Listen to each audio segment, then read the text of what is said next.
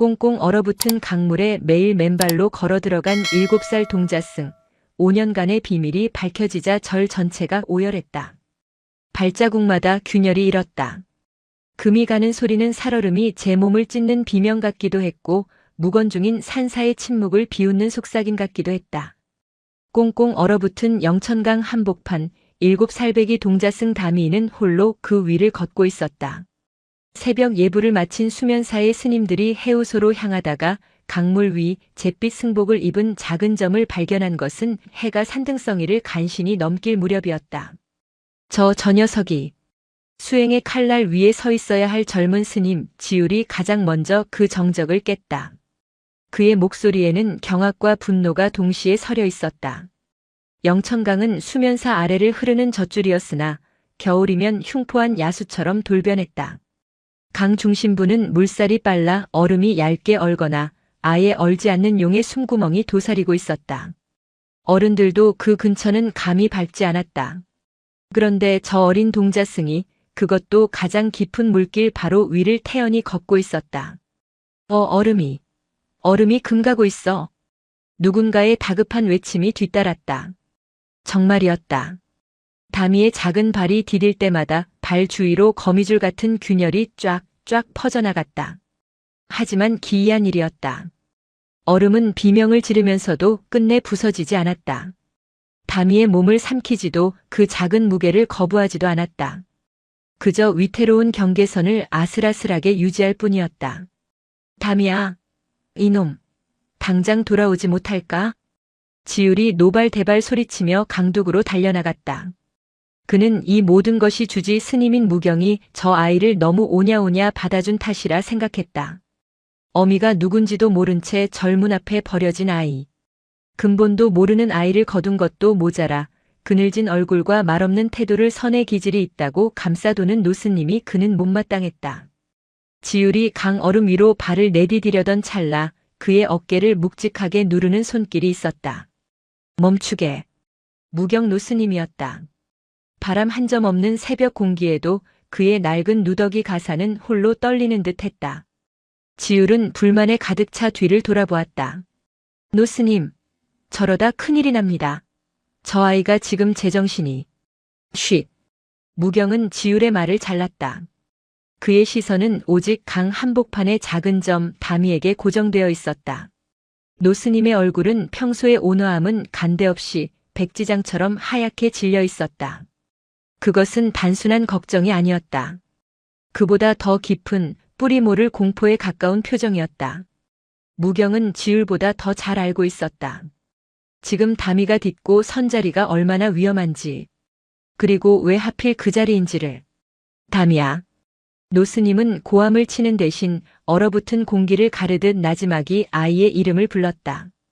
기이하게도 그 목소리는 쩌렁쩌렁한 지율의 고함보다 더 멀리, 더 명료하게 강물 위로 퍼져나갔다. 강 한가운데 멈춰 섰던 다미가 천천히 고개를 돌렸다. 아이의 얼굴은 표정이 없었다. 기쁨도 슬픔도 두려움도 없는 마치 맑은 날의 호수 수면 같은 얼굴이었다. 무경이 다시 한번 입을 열었다. 목소리가 미세하게 떨리고 있었다. 거긴 위험하다. 이리 돌아오너라. 강둑의 스님들 모두가 숨을 죽였다. 지율조차 더는 아무 말도 하지 못했다. 다미는 강둑의 스님들과 무경을 한참 동안 바라보았다. 그러고는 고개를 가로저었다. 아이의 작은 입이 처음으로 열렸다. 그 목소리는 바람소리에 섞여 간신히 들릴 듯 말 듯 했다. 싫어요. 엄마가 저기 계세요. 그 한마디에 영하의 강바람보다 더 차가운 침묵이 강둑을 덮쳤다. 스님들은 수군거리기 시작했다. 엄마라니? 5년 전 업둥이로 들어온 아이가 필시 물귀신에 홀린 것이야. 상처가 깊어 환영을 보는 게지. 지율은 혀를 차며 내뱉었다. 집착이 망상을 낳은 것입니다. 저것은 수행자의 태도가 아닙니다. 당장 끌어내어 회초리로 다스려야 합니다. 그러나 무경은 아무것도 듣지 못하는 사람처럼 그 자리에 못 박힌 채 서 있었다. 5년 전 꼭 이맘때였다. 갓 2살이 넘었을까. 말도 제대로 못하던 아이가 이 수면사 입구도 아닌 영천강 둑방길에서 발견되었다. 차가운 삿자리에 쌓여 울지도 않고 하늘만 보고 있던 아이. 그리고 그 아이의 작은 손에 꼭 쥐어져 있던 것. 무경은 천천히 눈을 감았다. 다미의 그 말은 노스님의 가장 깊은 상처와 죄의식을 건드리고 있었다. 엄마가 저기 계세요. 그것은 환영이 아니었다. 어쩌면 저 아이에게는 그 무엇보다 또렷한 사실일지도 몰랐다. 다미는 더 이상 강둑을 바라보지 않았다. 아이는 다시 강 한가운데 발밑에서 위태롭게 비명을 지르는 얼음을 향해 돌아섰다. 그리고 다시 한 걸음을 내디뎠다. 쫙 마이너스. 더 크고 선명한 균열이 아이의 발밑에서부터 사방으로 뻗어나갔다. 다미는 결국 그날 해가 중천에 뜬 뒤에야 제 발로 강둑을 걸어 나왔다. 얼음은 끝내 깨지지 않았고 아이는 젖은 곳 하나 없이 멀쩡했다. 마치 이른 아침에 위험한 산책이 아무것도 아니었다는 듯 다미는 묵묵히 자신의 방사로 돌아가 차가운 아랫목에 등을 대고 누웠다. 그날 오후 수면사의 공기는 무겁게 가라앉았다. 대웅전에서는 이례적으로 긴급한 대중공사가 열렸다. 주지 스님, 이는 절의 규율을 넘어선 문제입니다. 저 아이 다미는 이미 마에 신 것일 수도 있습니다. 목소리를 높인 것은 역시 지율이었다. 그는 무경의 면전에서도 조금도 굽히지 않았다. 오늘 아침 강 위에서 보시지 않았습니까? 얼음이 저 아이만 피하는 듯 했습니다. 그것은 불력이 아닙니다. 사기입니다. 5년 전 저 아이가 발견되었을 때부터 불길했습니다. 어미가 누구인지 아비가 누구인지도 모르는 아이를. 지율 스님. 무경이 드물게 낮은 목소리로 그의 말을 끊었다. 대웅전의 모든 스님들이 숨을 죽였다. 부처님께서는 모든 생명은 평등하다 하셨네. 아이의 근본을 따지는 것은 수행자의 도리가 아니지 않은가.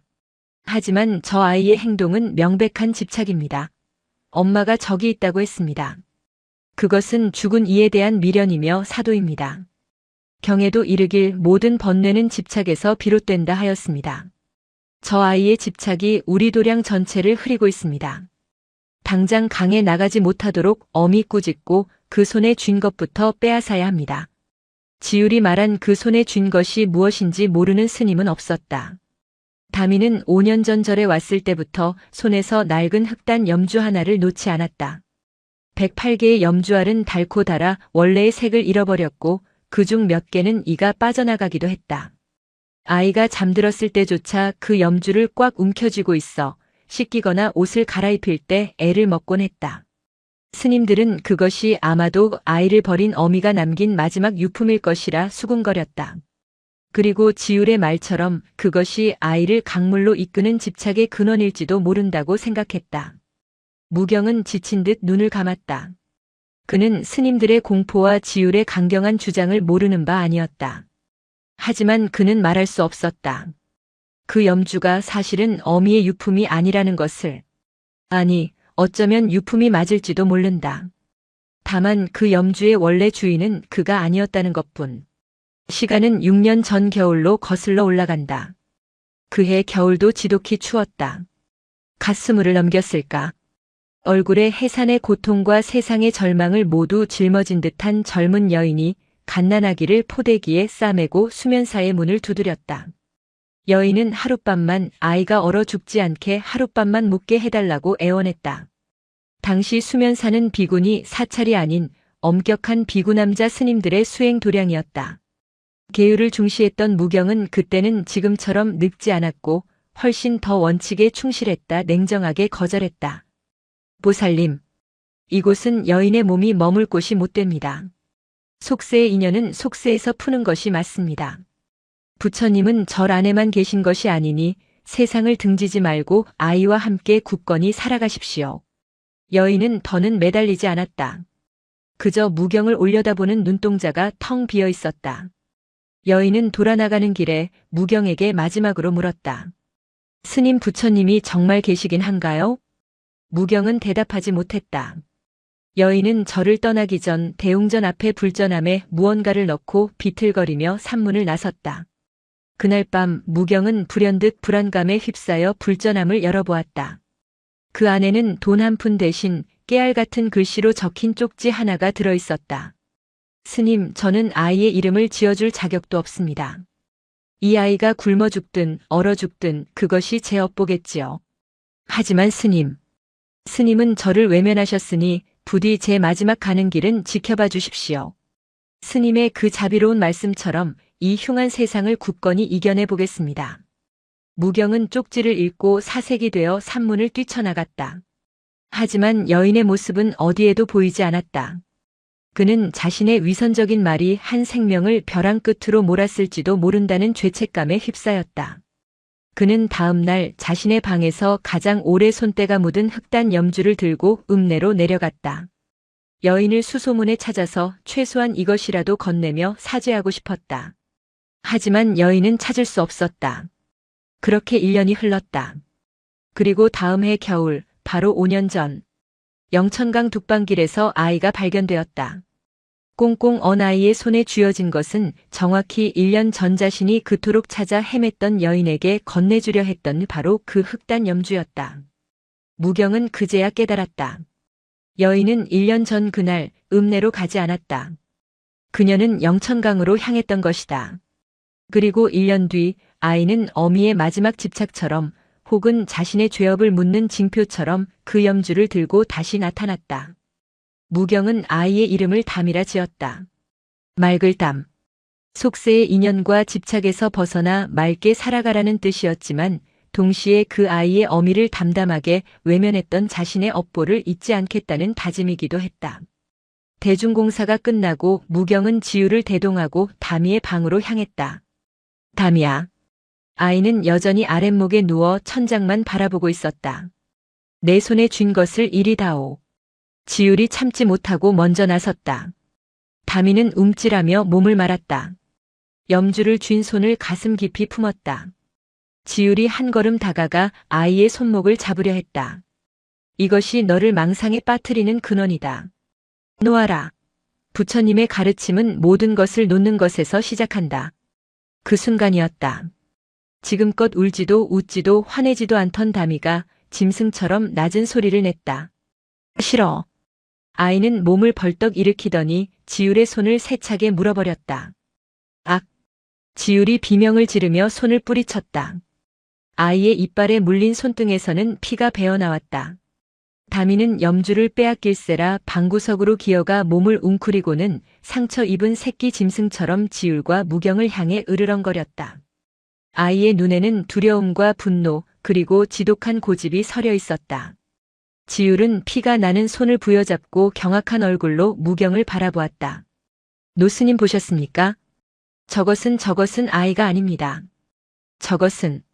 무경은 아무 말 없이 방구석에서 가쁘게 숨을 몰아쉬는 담이를 바라보았다. 아이의 손에 쥔 염주. 5년 전 아이의 어미가 마지막으로 쥐었을, 그리고 그보다 1년 전 자신이 냉정하게 외면했던 그 여인을 향한 죄의 증표. 염주는 108번 뇌를 끊기 위한 수행의 도구였다. 하지만 지금 저 아이에게 그리고 무경 자신에게 그 염주는 108개의 족쇄보다 더 무겁게 발목을 잡고 있었다. 나가 있거라. 무경이 지율에게 말했다. 노스님, 내가 해결하겠다. 우선 나가 있거라. 지율은 분을 사귀지 못한 채 방을 나갔다. 방 안에는 늙은 스님과 어린 동자승, 그리고 그 둘을 잇는 낡은 염주만이 남았다. 무경은 아이에게 다가가지도 멀어지지도 못한 채 그저 무겁게 내려앉은 침묵 속에서 자신의 6년 전 과오와 정면으로 마주하고 있었다. 그날 밤 수면사에는 거대한 눈보라가 몰아쳤다.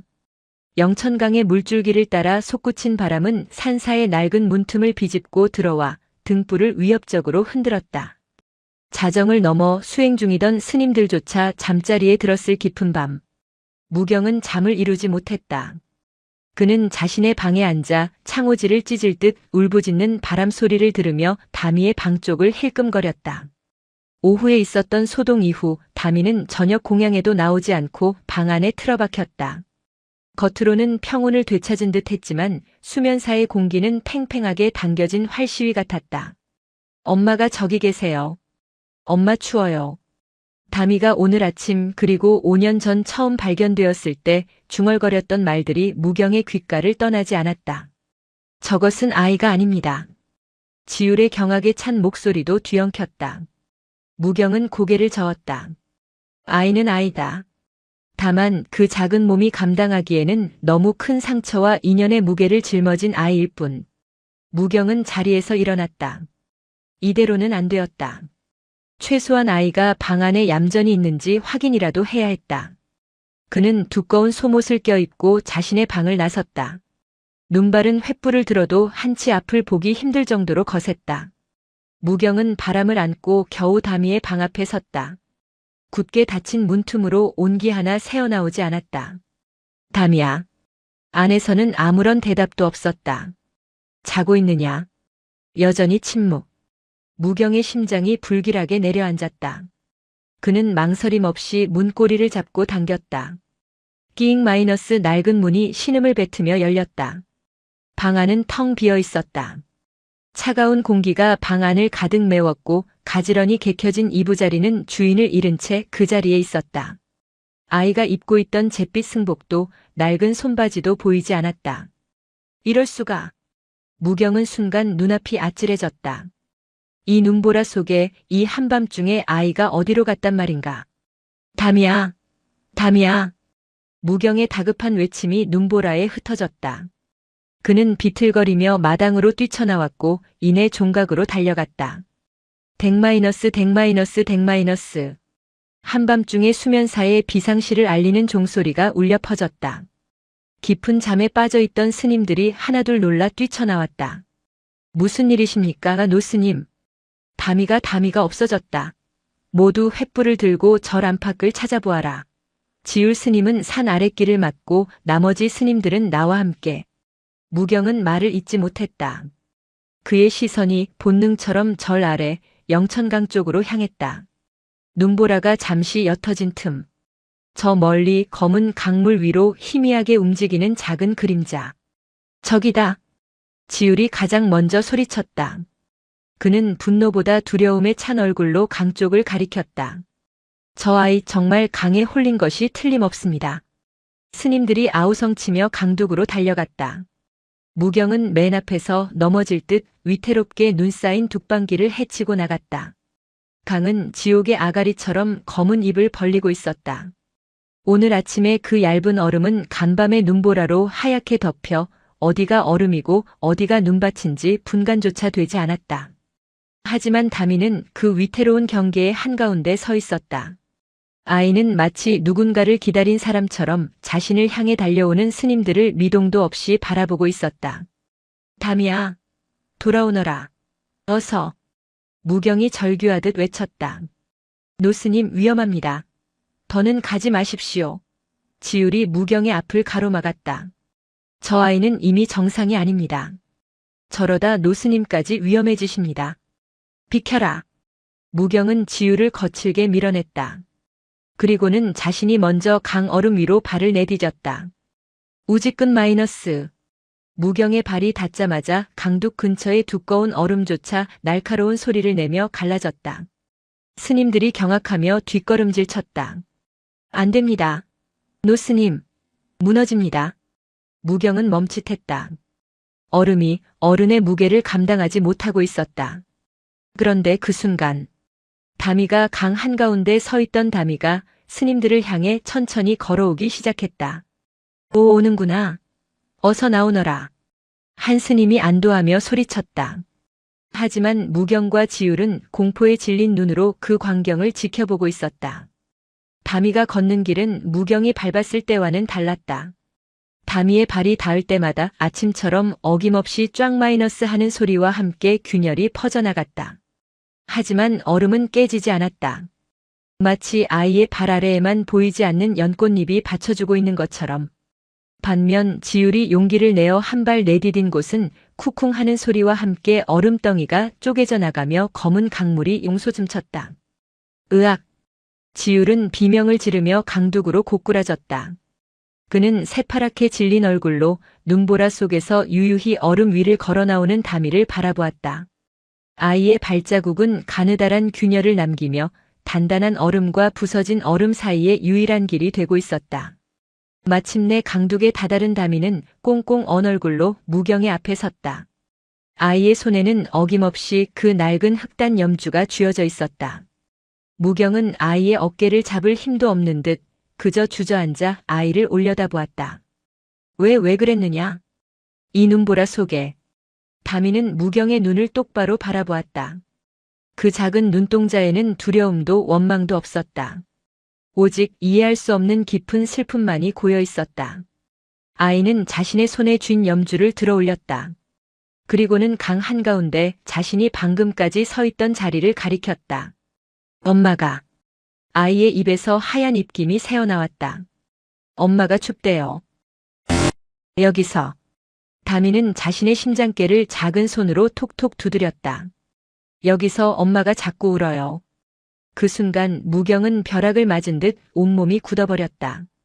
5년 전 아이를 잃어버린 여인이 강물에 몸을 던졌을 거라 짐작만 했지 정확한 자리는 알지 못했다.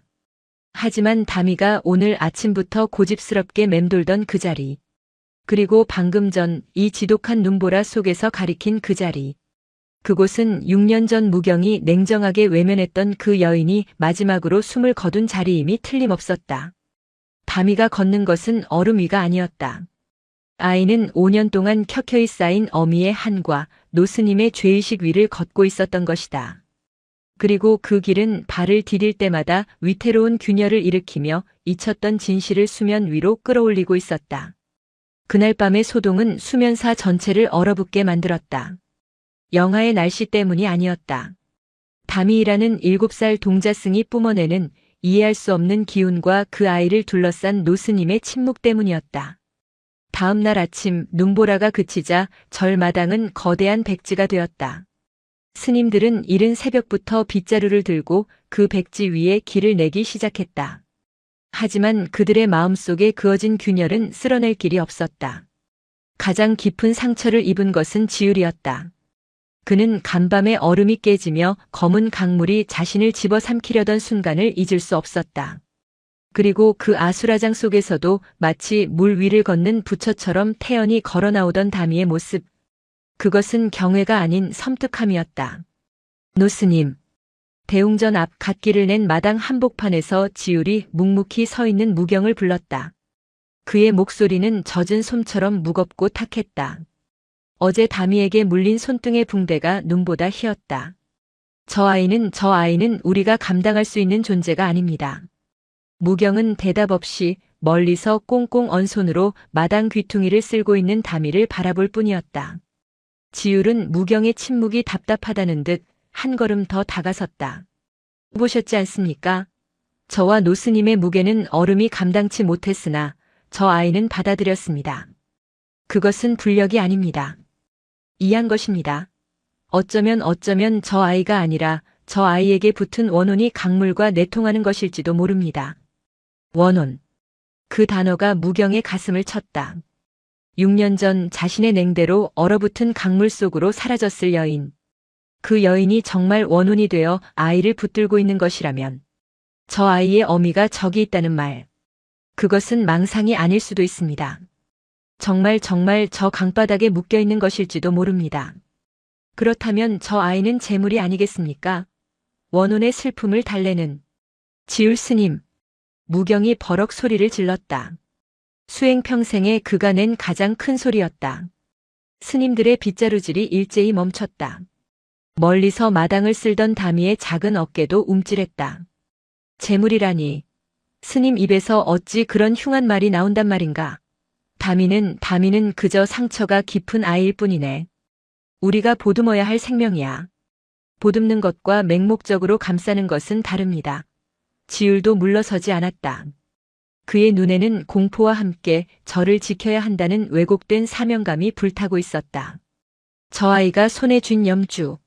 그것이 모든 일의 시작입니다. 저것이 아이를 강으로 이끄는 끈입니다. 노스님께서 참아 못하신다면 제가 저 아이의 집착을 끊어내겠습니다. 안 되네. 무경의 목소리가 다시 낮고 단호해졌다. 그 염주에는 손대지 말게. 그것은 그 아이의 명줄이야. 아니, 나의 업보일세. 무경은 뒷말을 삼켰다. 지율은 더 이상 대꾸하지 않았다. 그는 무경의 대답을 노스님의 인정이 돌을 가렸다고 받아들였다. 그는 굳은 얼굴로 무경에게 합장하고는 자신의 방사로 향했다.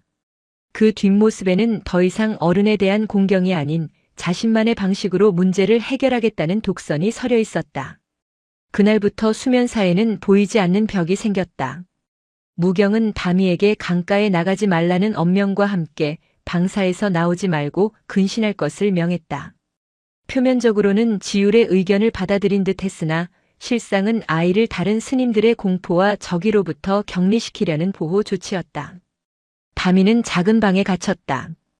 7살 아이에게 겨울의 좁은 방은 감옥과도 같았다. 해가 뜨고 지는 것을 창호지에 어른거리는 그림자로만 알 수 있었다. 차가운 방에서 아이가 할 수 있는 일은 낡은 흑단 염주를 만지작거리는 것뿐이었다. 염주알은 아이의 작은 손에 쥐어 5년을 구른 탓에 흑단이라기보다는 반질반질한 회색빛 돌멩이처럼 변해 있었다. 다미는 염주알을 하나씩 넘기며 귀를 기울였다. 엄마가 울어요. 아이에게는 들렸다. 염주알이 구를 때마다 나무의 미세한 마찰음이 아니라 물밑에서 들려오는 듯한 희미한 흐느낌이. 다미는 춥고 외로웠다.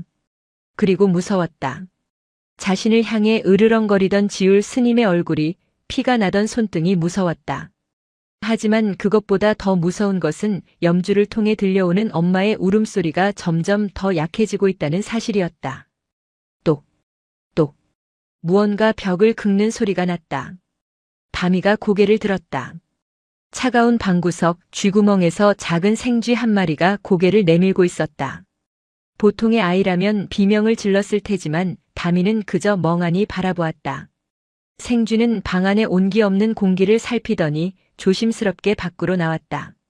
다미는 자신의 밥상 위에 놓인 이미 얼음장처럼 차가워진 공양밥을 바라보았다. 그리고 손톱만큼 떼어내어 생쥐가 있는 쪽으로 조용히 굴려주었다. 생쥐는 흠칫 놀라 구멍으로 숨었다가 이내 다시 나와 밥알을 물고 사라졌다. 다미는 아주 희미하게 입꼬리를 올렸다. 5년 만에 처음 짓는 미소라 부르기에도 민망한 표정이었다. 너도 춥구나. 방 안에 갇힌 것은 다미 하나가 아니었다. 무경 또한 주지실에 스스로를 가두었다. 그는 다미가 발견되었던 5년 전의 기록과 6년 전 그 여인이 두고 갔던 쪽지를 다시 꺼내보았다. 스님, 저는 아이의 이름을 지어줄 자격도 없습니다. 스님은 저를 외면하셨으니 부디 제 마지막 가는 길은 지켜봐 주십시오. 그는 쪽지를 보며 자신의 위선을 몇 번이고 되씹었다. 내가 다미를 보호하려는 것은 아이를 위한 자비심인가, 아니면 나의 죄를 덮으려는 이기심인가. 그때 밖에서 스님들의 웅성거리는 소리가 들려왔다.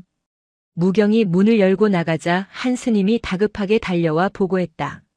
노스님, 다미가 또 사라졌습니다. 무경의 심장이 멎는 듯 했다.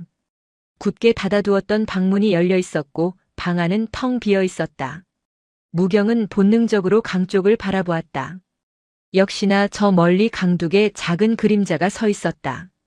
지유를 비롯한 몇몇 스님들이 이미 다미를 발견하고 그쪽으로 달려가고 있었다. 다미야! 무경이 달려가며 소리쳤다. 이번에 다미는 얼음 위를 걷고 있지 않았다. 그저 강둑, 얼음이 시작되는 경계선에 위태롭게 서 있을 뿐이었다. 너는 근신을 어기고 또. 지율이 먼저 도착해 아이의 어깨를 거칠게 붙잡았다. 다미는 지율의 손을 뿌리치지도 그를 바라보지도 않았다. 아이의 시선은 오직 한 곳, 자신이 늘 걷던 강 한복판의 얼음에 고정되어 있었다. 무경이 숨을 헐떡이며 다가왔다. 다미야. 어찌 또 나왔느냐. 다미가 천천히 고개를 돌려 무경을 바라보았다. 아이의 눈은 텅 비어 있지도 슬퍼 보이지도 않았다. 그저 무언가에 홀린 듯 기이한 빛을 띠고 있었다. 아이가 손에 쥔 염주를 들어 올렸다. 그리고 맑지만 공기조차 얼려버릴 듯한 차가운 목소리로 속삭였다. 엄마가 제 탓이 아니래요. 그 말은 무경의 귓가에 그 어떤 경전의 구절보다 무겁게 박혔다. 제 탓이 아니래요. 그것은 아이를 향한 위로인가, 아니면 6년 전 아이의 어미를 외면했던 자신을 향한 가장 잔인한 용서인가. 지율은 그 말을 원혼의 속삭임이라 확신한 듯 새파랗게 질린 얼굴로 뒷걸음질 쳤다. 무경은 그 자리에 주저앉을 듯 휘청였다. 다미는 그들의 혼란을 아랑곳하지 않고 다시 강을 바라보았다. 아이의 그림자가 겨울의 짧은 해를 받아 강물 위에 길게 드리워졌다. 그것은 7살 아이의 그림자가 아니라 6년의 세월과 108개의 번뇌, 그리고 죽음의 무게가 더해진 거대하고 무거운 그림자였다. 지율에게 다미의 마지막 말, 제 탓이 아니래요라는 속삭임은 확인 사살과도 같았다. 그것은 아이의 말이 아니라 아이의 입을 빌린 무엇의 목소리였다. 그것은 더 이상 절의 규율이나 수행의 문제가 아니었다. 사찰의 정기를 지키는 생존의 문제였다. 그는 더 이상 무경의 허락을 구하지 않기로 했다. 노스님은 이미 죄책감이라는 업에 눈이 가려 사와 정을 구분하지 못하고 있었다. 다음 날 지율은 탁발을 핑계로 이른 아침 산을 내려갔다. 그가 향한 곳은 읍내의 큰 시장이 아니었다. 그는 영천강을 끼고 있는 작은 마을, 물과 가장 가까운 곳으로 향했다. 그곳의 허름한 포목점에서 그는 물건을 하나 샀다. 해가 중천에 뜨기 전에 돌아온 그의 손에는 누더기 승복 안으로 감춘 묵직한 것이 들려 있었다. 그날 오후 무경은 동안거 결제와 관련해 다른 암자의 노스님을 만나러 잠시 절을 비웠다. 산사에는 지율과 몇몇 젊은 스님들 그리고 방 안에 갇힌 다미만이 남았다. 이것은 지율이 기다리던 순간이었다. 그는 자신을 따르는 젊은 스님 2명을 대동하고 다미의 방으로 향했다. 밖에서부터 문고리를 단단히 걸어 잠근 뒤였다. 지율 스님 정말 괜찮으시겠습니까? 주지 스님께서 하시면 도의를 행함에 사사로운 허락을 구하지 않는다. 저 아이를 구하는 것이고 우리 수면사를 구하는 일이다.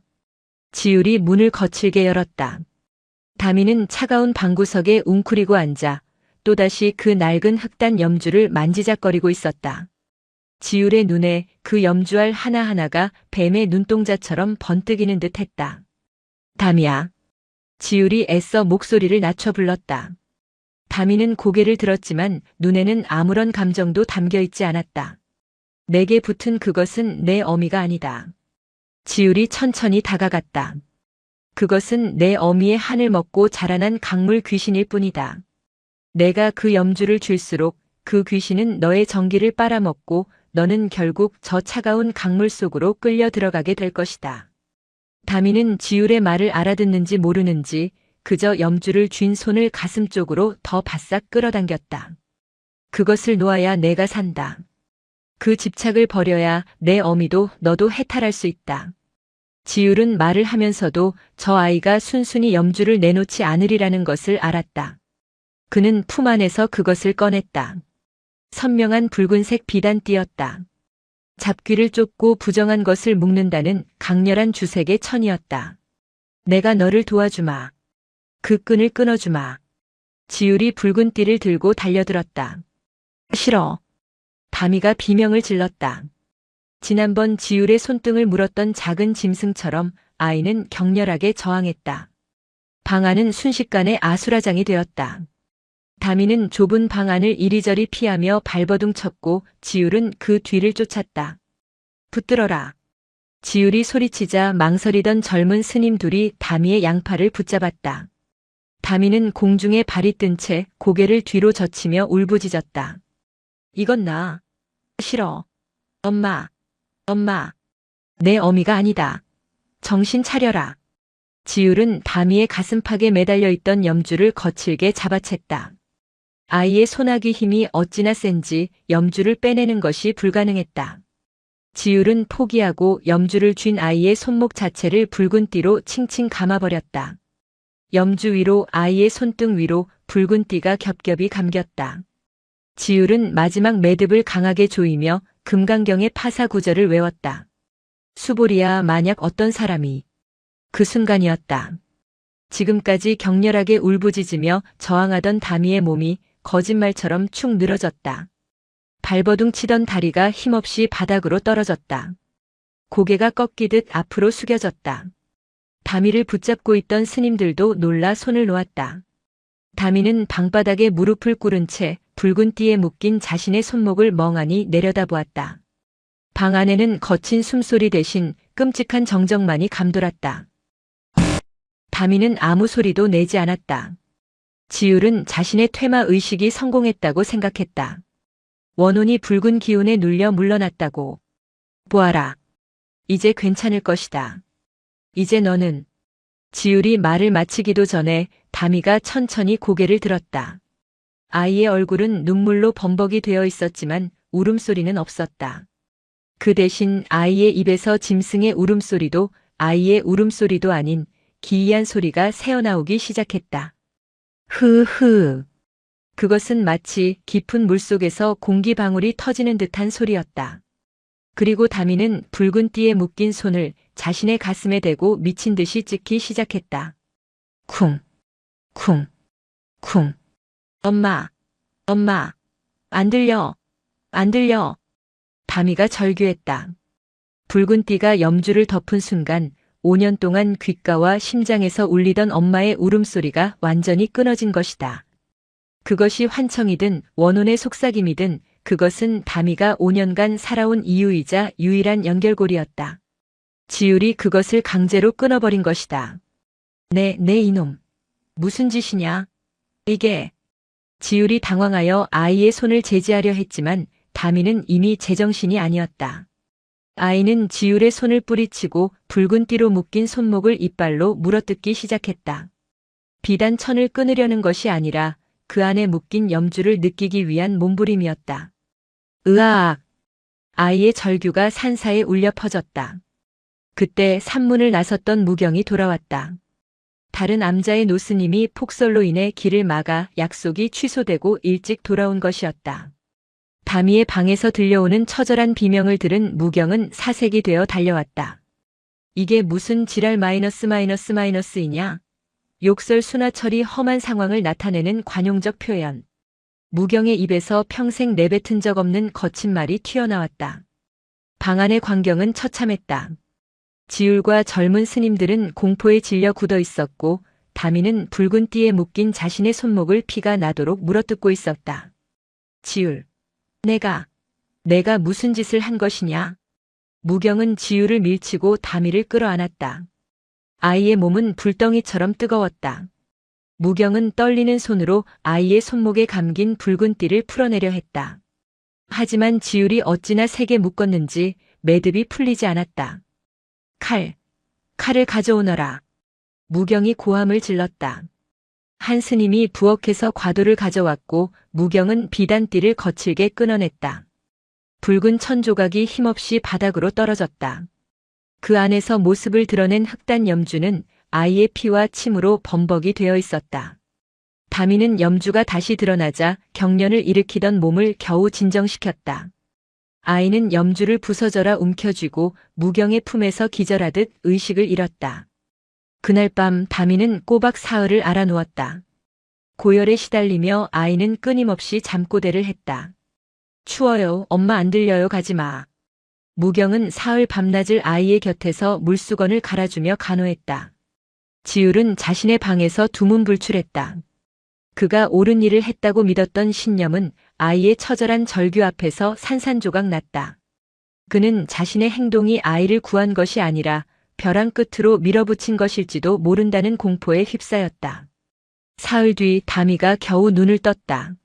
아이는 앓기 전보다 훨씬 더 말라 있었고 눈빛은 깊이를 알 수 없을 만큼 공허해졌다. 그리고 무경의 피를 차갑게 만든 변화가 하나 생겼다. 다미는 더 이상 엄마가 울어요라거나 춥대요라는 말을 하지 않았다. 아이는 다시 완전한 침묵 속으로 들어갔다. 하지만 그 침묵은 포기가 아니었다. 닷새째 되던 날 새벽. 무경이 잠깐 약을 다리러 간 사이 다미의 방이 또 비었다. 무경은 심장이 내려앉는 기분으로 강가로 달려갔다. 다미는 그곳에 있었다. 늘 서 있던 강 한복판. 그런데 아이는 걷고 있지 않았다. 다미는 절의 창고에서 언제 가져왔는지 모를 얼음을 깨는 날카로운 쇠꼬챙이 송곳을 들고 있었다. 그리고 그 쇠꼬챙이로 자신이 5년간 걸어왔던 그 얼음 위 엄마의 자리를 맹렬하게 내리찍고 있었다. 캉! 캉! 캉! 아이의 작은 몸에서 나온다고는 믿기지 않는 힘이었다. 붉은 띠가 자신과 엄마의 연결을 끊으려 했던 공포. 그 공포가 아이를 집어삼켰고 이제 아이는 방어적인 듣기가 아닌 공격적인 찾기를 시작한 것이다. 안 돼. 담이야, 안 돼. 무경이 절규하며 얼음 위로 뛰어들려 했다. 캉-. 담이가 쇠꼬챙이를 높이 치켜들었다가 얼음이 아닌 허공을 향해 휘둘렀다. 오지 마.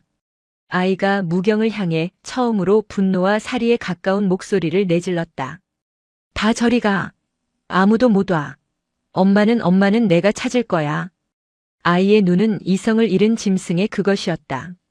무경은 그리고 그 뒤를 따라온 지율은 얼어붙은 강둑에 선 채 스스로 자신의 무덤을 파는 듯한 저 작은 아이의 광기를 그저 지켜볼 수밖에 없었다.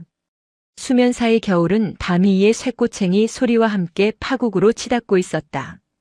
이제 다미는 스님들의 눈을 피해 몰래 강으로 가는 것이 아니었다. 아침 공양이 끝나면 마치 일과처럼 쇠꼬챙이를 들고 강 한복판으로 향했다.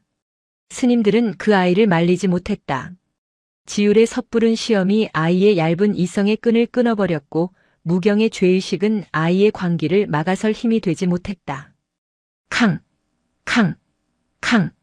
얼음 깨는 소리가 새벽 예불의 목탁 소리보다 더 크고 일정하게 절 마당까지 울려 퍼졌다.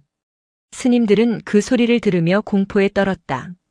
어떤 스님은 저러다 정말 강바닥에서 흉한 것이 올라오는 것 아니냐며 수군거렸고 어떤 스님은 아이가 미쳤다며 혀를 찼다. 무경은 더 이상 다미의 방 밖을 지키는 것만으로는 아무것도 해결할 수 없음을 깨달았다.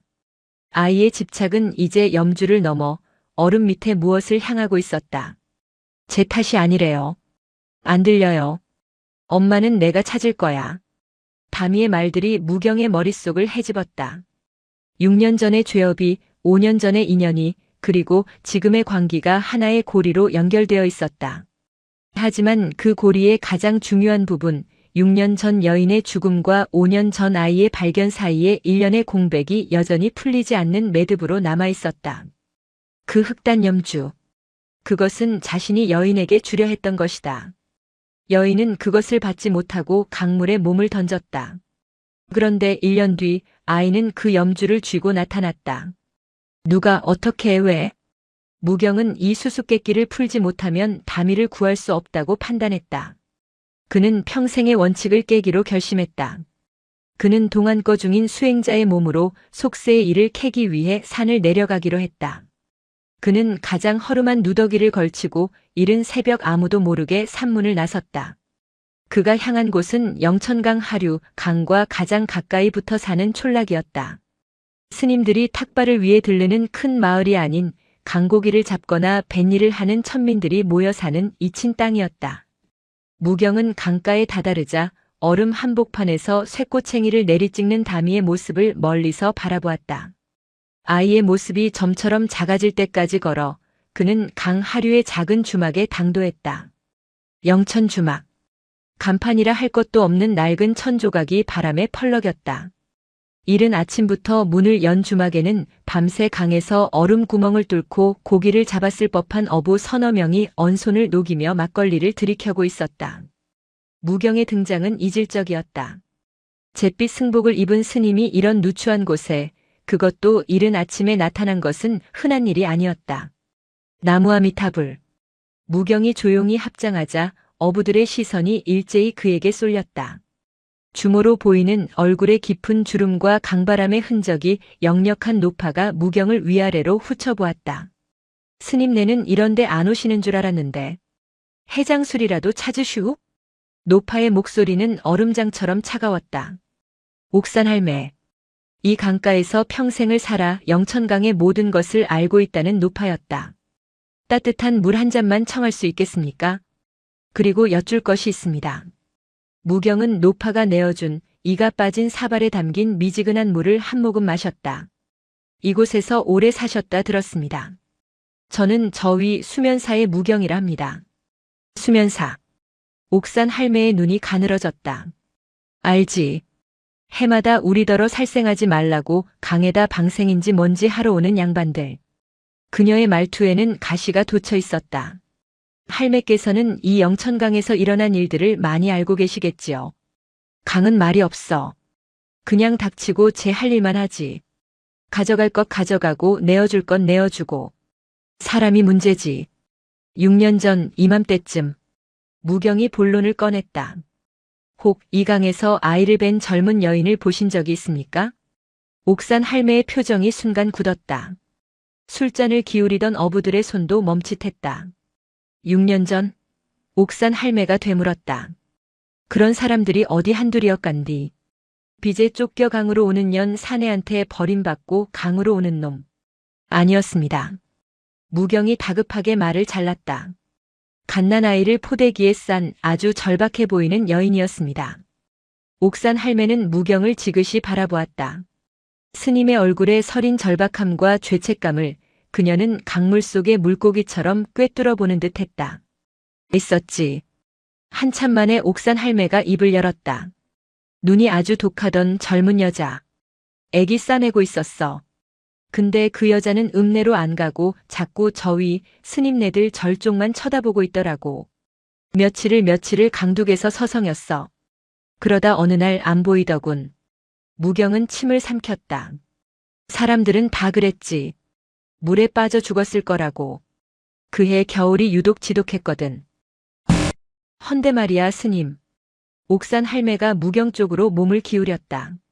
주막 안의 소음이 순간 사라진 듯 했다. 그 여자가 죽고 딱 1년 뒤에 이상한 일이 있었지. 이상한 일이라니요? 이 아랫마을에 덕실이라고. 좀 모자란 년이 하나 있었어. 시집도 못 가고 이 집 저 집 허드렛일 거들면서 사는. 그년이 글쎄 1년 뒤 딱 그맘때 어디서 아기를 하나 주워왔다는 거야. 무경의 심장이 쿵 하고 내려앉았다. 사람들이 뭔 아기냐고 물으니까 강물 I-라고. 용왕님이 자기한테 점지해준 아이라고. 포대기에 쌓인 애를 안고 다니는데 그의 손에 말이야. 옥산 할매가 무경의 손목을 힐끗 보았다. 스님네들이나 들고 다니는 아주 시커멓고 반질반질한 염주가 들려있더라고. 모자란 년이 뭐가 좋다고 그 염주가 강물 아이 어미가 자기한테 준 선물이라고 부적처럼 품고 다녔지. 무경은 숨을 쉴 수가 없었다. 1년의 공백. 덕실. 염주. 그 아이는 그 덕실이라는 여인은 지금 어디에? 죽었어. 옥산 할매가 잘라 말했다. 애기 주워오고 딱 한 달 만에. 몹쓸 병역병이 돌아서. 그년이 애기 끌어안고 덜덜 떨다가 내 새끼, 내 강물 아이 하면서 죽어갔지. 사람들은 그 강물 아이가 덕실이한테 병을 옮겼다고 재수 없는 아이라고 다들 쉬쉬했어. 그럼 그 아이는? 덕실이가 죽자 마을 사람들이 그 애를 어쨌겠어. 징그럽다고 덕실이 시체랑 같이 강둑에 내다 버렸지. 스님네들 절 올라가는 그 둑방길에. 절에서라도 걷어가든 짐승이 물어가든 하라고. 무경은 눈을 감았다. 온몸에 피가 빠져나가는 기분이었다. 모든 것이 맞춰졌다. 6년 전 자신에게 외면당한 여인은 강둑을 헤매다 얼어붙은 강물로 들어갔다. 하지만 아이는 어찌 된 것인가? 옥산 할매의 말은 계속되었다. 근데 말이야. 더 기이한 건 그 덕실이란 년이 그 강물 아이를 줍기 며칠 전부터 헛소리를 하고 다녔다는 거야. 헛소리라니요? 강에서 자꾸 울음소리가 들린다고. 여자가 자길 부른다고. 추우니까 아기 좀 데려가라고. 무경은 자리에서 벌떡 일어났다. 덕실. 그녀는 1년 뒤에 아이를 주운 것이 아니었다. 6년 전 강물에 빠져 죽어가던 다미의 어미가 마지막 힘을 다해 아이를 얼음 위로 밀어 올렸거나 강둑으로 던졌을 것이다.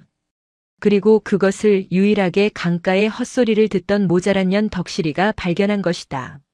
그리고 그 여인은 마지막 숨을 거두며 마침 그곳을 지나던 덕실이에게 아이를 건네며 자신의 모든 것을 넘겼을 것이다. 어쩌면 그 염주는 여인이 죽기 전 강둑에서 발견한 무경의 검무경이 사죄의 의미로 찾을 때 떨어뜨렸거나이 아니라 애초에 여인이 마지막 희망으로 절에서 훔쳤던 것일지도 모른다. 이 부분은 아직 확실치 않다. 아니, 어쩌면 덕실이는 죽어가는 여인과 갓난아기를 동시에 발견했고 여인은 죽고 아이만 살아남아 1년간 그 모자란 년 덕실이의 손에 길러진 것이다. 그 염주는 덕실이가 죽은 여인의 손에서 억지로 빼앗아 강물 아이의 증표로 삼았던 것일지도. 중요한 것은 다미가 들었던 엄마의 울음소리는 6년 전 죽은 친어머니의 것이기도 하지만 동시에 자신을 1년간 길러주다 병들어 죽어간 두 번째 어미 덕실의 한일 수도 있다는 것이다. 다미가 5년간 집착했던 엄마는 한 명이 아니었다. 무경은 주막을 뛰쳐나왔다. 옥산 할매의 마지막 말이 그의 등 뒤를 찔렀다. 스님, 강물은 받은 것은 절대 잊지 않아. 그리고 자기가 가진 것을 절대 공짜로 내어주지 않지. 무경은 산을 향해 미친 듯이 달렸다. 캉, 캉, 캉. 얼음 깨는 소리가 점점 더 가까워지고 있었다. 그가 강둑에 도착했을 때 그는 자신의 눈을 의심했다. 다미는 여전히 얼음 한복판에 있었다. 그런데 아이는 더 이상 쇠꼬챙이를 내리찍고 있지 않았다. 아이는 쇠꼬챙이를 옆에 내려놓고 자신이 그토록 파헤치던 그 얼음 구멍에 두 손을 집어넣고 있었다. 다미는 얼음장 같은 강물 속에 두 팔을 깊숙이 담근 채 무언가를 더듬어 찾고 있었다. 엄마 다 왔어, 조금만. 아이의 얼굴은 이미 새파랗게 질려 동상이 시작되고 있었다. 무경은 그제야 깨달았다. 다미는 얼음 밑에 있는 것을 찾고 있었다. 그리고 아이가 듣는 것은 죽은 자의 목소리가 아니었다. 그것은 6년 전 아이를 살리기 위해 얼음장 속으로 사라졌던 어미의, 그리고 5년 전 그 아이를 1년간 키우다 병들어 죽어간 또 다른 어미의 마지막 기억이었다. 무경은 아이를 향해 비틀거리며 걸어갔다. 더 이상 지울처럼 소리치거나 과거의 자신처럼 외면하지 않았다. 그는 자신의 죄와 두 여인의 한과 아이의 집착이 뒤엉킨 그 얼음판 위로 함께 걸어 들어가기로 결심했다. 안 돼. 다미야, 멈추어라.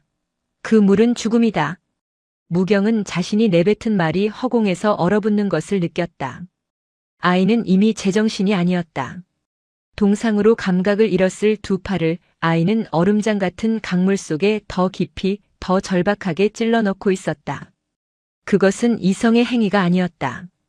7년의 세월 동안 뼛속까지 스며든 엄마라는 기억, 혹은 집착이 아이의 작은 육신신을 조종하는 꼭두각시 노름과도 같았다. 오지마, 오지마. 다미의 목소리는 이제 짐승의 으르렁거림처럼 낮게 깔렸다. 아이는 자신에게 다가오는 모든 것을 자신과 엄마 사이를 가로막는 장애물로 여기고 있었다. 무경은 강둑에 멈춰섰다. 그리고 그 뒤를 따르던 지울과 다른 스님들도 공포에 질린 채 멈춰섰다.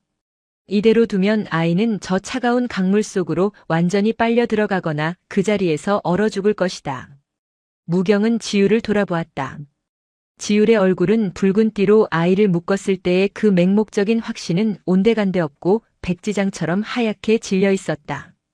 그는 자신이 무슨 짓을 저질렀는지, 자신의 신념이 어떤 파국을 불러왔는지 비로소 깨달은 자의 얼굴을 하고 있었다.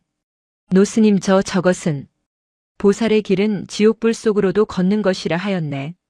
무경은 지울의 말을 끊고 나지막이 은조렸다. 그것은 지울에게 하는 말이 아니었다. 6년 전 한 여인을 냉정하게 외면했던 과거의 자신에게, 그리고 지금 모든 것을 되돌려야 하는 현재의 자신에게 내리는 참회의 경이었다. 무경은 더 이상 망설이지 않았다. 그는 자신의 발목을 잡던 6년의 죄책감을 떨치듯 낡은 누더기 가사를 벗어 강둑에 던졌다. 그리고는 스님들의 경악 어린 비명 사이로 꽁꽁 언 영천강의 얼음 위로 첫 발을 내디뎠다. 우지끈 파상 마이너스. 어른의 무게를 이기지 못한 얼음이 비명을 질렀다. 무경의 발이 닿은 곳곳이 거미줄처럼 갈라졌다. 하지만 그는 멈추지 않았다. 노스님, 안 됩니다. 무너집니다. 지울이 절규하며 손을 뻗었지만 무경은 돌아보지 않았다.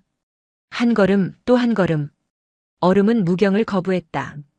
그의 발밑에서 깨지고 쪼개지고 물이 솟아올랐다. 그는 얼음 위를 걷는 것이 아니었다.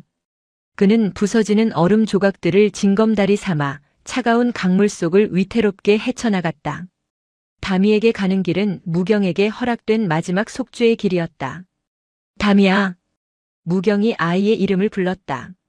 그 소리에 강물 속에 팔을 받고 있던 다미가 움찔하며 고개를 들었다. 아이의 눈은 초점을 잃고 흐려져 있었다. 동상이 이미 얼굴까지 번진 듯 뺨은 검붉은 보랏빛이었다. 엄마? 아이는 자신을 향해 다가오는 물에 빠진 생쥐처럼 허우적거리는 무경을 알아보지 못하고 그토록 찾아 헤매던 엄마로 착각한 듯 했다. 거기 있었어. 아이는 기괴하게 웃었다. 그리고는 무경을 향해 얼음물 속에 박았던 손을 천천히 빼내려 했다. 하지만 그 순간 아이의 손은 물속에 무엇인가에 단단히 걸린 듯 빠져나오지 않았다. 흐억. 아이는 당황하며 팔을 잡아당겼다. 그러나 물속에 그것은 7년을 기다린 아이를 놓아주지 않으려는 듯 혹은 아이를 물속으로 함께 끌고 가려는 듯 꼼짝도 하지 않았다. 안 돼. 같이 가. 같이. 다미는 이제 공포에 질려 남은 한쪽 팔마저 물속에 집어넣어 그것을 붙잡으려 했다. 몸이 중심을 잃고 얼음 구멍 속으로 기울어졌다. 다미야. 무경은 마지막 힘을 다해 몸을 날렸다. 쿡쿡쿡 마이너스. 무경의 몸무게가 실리자 다미가 위태롭게 서 있던 얼음판 전체가 거대한 소리를 내며 무너져 내렸다. 아이가 파놓은 쇠꼬챙이 구멍이 거대한 지옥의 아가리가 되어 두 사람을 동시에 삼켰다. 노스님. 강둑에서 지켜보던 스님들의 비명이 산 전체를 울렸다. 무경은 얼음장 같은 강물 속으로 빨려 들어가는 순간 본능적으로 다미를 끌어안았다. 살을 애는 고통이 온몸을 마비시켰다. 하지만 그는 아이를 놓치지 않았다. 그리고 무경은 보았다. 의식을 잃어가는 다미의 손에 그토록 놓지 않던 낡은 흑단 염주가 감겨 있었다. 그리고 그 염주 끝에 아이가 물속에서 건져 올린 무엇인가가 함께 걸려 있었다. 그것은 시신이 아니었다. 물에 젖어 썩어가는 흙빛인지 원래의 색인지 알 수 없는 낡은 천조각이었다.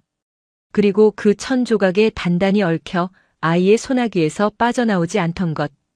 그것은 물속에서조차 희미하게 빛을 반사하는 작고 낡은 머리핀 비녀 하나였다. 무경은 차가운 물속에서 숨이 막혀오는 와중에도 그 머리핀을 보는 순간 모든 것을 깨달았다. 저것은 6년 전 자신을 찾아왔던 그 여인의 것이 아니었다. 그 여인은 갓난아기를 안고 있었지만 자신의 머리를 장식할 여유 따윈 없는 절박한 얼굴이었다. 저것은 옥산 할매가 말했던 모자란 년 덕실이 아이를 1년간 길러주었던 강물 아이라 부르며 기뻐했던 다미의 두 번째 어미. 그녀가 유일하게 가지고 있던 가장 아끼던 물건. 다미가 5년간 얼음 위를 걸으며 듣고 찾으려 했던 엄마는 6년 전의 생모가 아니었다. 자신을 1년간 길러주고 따뜻하게 안아주었던 유일하게 육신의 기억으로 남은 엄마 덕실이었던 것이다. 제 탓이 아니래요. 안 들려요. 엄마는 내가 찾을 거야. 그 모든 말들은 6년 전 어미의 한이 아니라 5년 전 덕실의 억울한 죽음과 자신을 잃어버린 슬픔을 향한 것이었다. 무경은 얼음물 속으로 가라앉으며 다미를 더 세게 끌어안았다. 아이의 손에 쥔 염주와 그 염주에 걸린 머리핀을 함께 움켜쥐었다. 그래, 다미야. 내 탓이 아니다. 모두 이 늙은 중의 탓이다. 차가운 강물이 노스님과 동자승의 머리 위로 검은 장막처럼 덮였다. 노스님이 물에 빠졌다. 다미도 같이. 강둑의 정적을 깬 것은 한 젊은 스님의 처절한 비명이었다. 지율은 그 자리에 얼어붙은 듯 서 있었다. 자신의 신념, 자신의 오만, 자신의 섣부른 판단이 결국 절의 가장 큰 어른과 가장 작은 생명을 모두 죽음으로 몰아넣었다. 그가 그토록 지키려 했던 절의 규율과 도량의 정기는 눈앞에 두 생명이 검은 강물 속으로 사라지는 순간 아무런 의미도 없는 허울이 되었다. 그는 무너지는 얼음 속으로 사라지는 무경의 마지막 눈빛을 보았다. 그것은 원망이나 분노가 아니었다. 모든 것을 받아들이는 깊고 슬픈 체념의 눈이었다. 안 돼. 지율의 입에서 피를 토하는 듯한 신음이 새어나왔다. 그의 안에 있던 무언가가 꽁꽁 얼어붙었던 그의 아집과 선민의식이 무경과 다미가 빠진 그 얼음 구멍처럼 쨍하는 소리를 내며 깨졌다. 그것은 공포가 아닌 더 원초적인 생명에 대한 각성이었다. 밧줄을 가져와. 쇠꼬챙이를 가져와. 뭣들 하느냐. 지율이 미친 사람처럼 고함을 질렀다. 그는 더 이상 냉철한 수행자가 아니었다. 그는 자신이 저지른 실수를 만회하기 위해 발버둥치는 한 명의 필멸자일 뿐이었다. 그는 자신이 그토록히 경멸했던 다미의 쇠꼬챙이를 먼저 집어들고 가장 먼저 얼음판 위로 뛰어들었다. 스님, 위험합니다. 닥쳐라. 저들을 구하지 못하면 우리도 죽는다. 인간사를 팽개친 수행이 무슨 소용이냐? 밧줄을 허리에 묶어라. 나를 잡아라. 지율은 짐승처럼 엎드려 깨지는 얼음을 피해 기어갔다. 그는 무경과 다미가 사라진 얼음 구멍을 향해 자신의 목숨을 담보로 한 속죄의 길을 포복했다. 스님들은 우왕좌왕하다가 지율의 광기 어린 집념에 이끌려 일사불란하게 움직이기 시작했다. 몇은 절로 뛰어 올라가 밧줄과 장대를 가져왔고 몇은 강둑에 서서 인간 사슬을 만들었다. 저기다. 지율이 얼음 구멍 근처에 다다랐을 때 물속에서 희미하게 잿빛 승복자락이 떠올랐다. 무경이었다. 노스님은 의식을 잃은 와중에도 다미를 품에서 놓지 않고 있었다. 그리고 그 두 사람의 손은 염주와 머리핀과 천조각으로 기묘하게 얽혀 있었다. 잡아라. 당겨. 지율이 얼음물 속에 팔을 쳐박아 무경의 멱살을 잡아챘다. 그의 손에 뼈를 애는 고통이 전해졌지만 그는 이를 악물고 버텼다. 하나, 둘, 셋. 강둑의 스님들이 밧줄을 당기고 얼음 위에 스님들이 지율을 당기고 지율이 무경을 당기고 무경이 다미를 끌어안고 생명과 죽음의 경계에서 벌어진 처절한 줄다리기는 해가 중천에 떠서야 겨우 끝이 났다. 무경과 다미는 축 늘어진 채 강둑으로 끌어올려졌다. 두 사람 모두 숨을 쉬지 않았다. 얼굴은 이미 죽은 사람처럼 파랗게 질려 있었다. 스님들은 망연자실했다. 결국 늦었던 말인가. 그때였다. 비켜라. 지율이 꽁꽁 얼어붙은 자신의 승복을 찢어발기듯 벗어 던졌다. 그리고는 싸늘하게 식어가는 다미의 작은 몸뚱이 위로 엎드렸다. 그는 망설임 없이 아이의 입에 자신의 입을 맞추고 얼어붙은 폐 속으로 거칠게 숨을 불어넣었다. 그리고는 작은 심장을 자신의 두 손으로 쉴 새 없이 압박하기 시작했다. 살아. 살아 이놈아. 지율은 울부짖으며 아이의 가슴을 눌렀다. 내가 옳았다. 내가 이겼어. 그러니 살아. 제발 제발 살아다오. 그것은 의술이 아니었다. 그것은 한 인간이 다른 인간에게 행하는 가장 절박한 참회의 의식이었다. 쿵, 쿵, 쿵. 지율의 눈물이 다미의 얼어붙은 얼굴 위로 떨어져 내렸다. 컥. 그 순간 다미의 작은 입에서 검은 강물 한 모금이 왈칵 쏟아져 나왔다. 그리고 뒤이어 찢어지는 듯한 아이의 울음소리가 터져 나왔다. 으아악 마이너스. 그것은 7년 만에 처음 터뜨리는 원망도 집착도 분노도 아닌 그저 살아서 아프고 서러운 어린아이 본연의 울음이었다. 지율은 그 울음소리를 듣고 그 자리에 주저앉아 짐승처럼 통곡했다. 노스님, 노스님도 숨을 쉬십니다. 옆에서 무경의 맥을 짚고 있던 스님이 다급하게 외쳤다. 무경 또한 가느다랗게 꺼져가는 숨을 이어가고 있었다.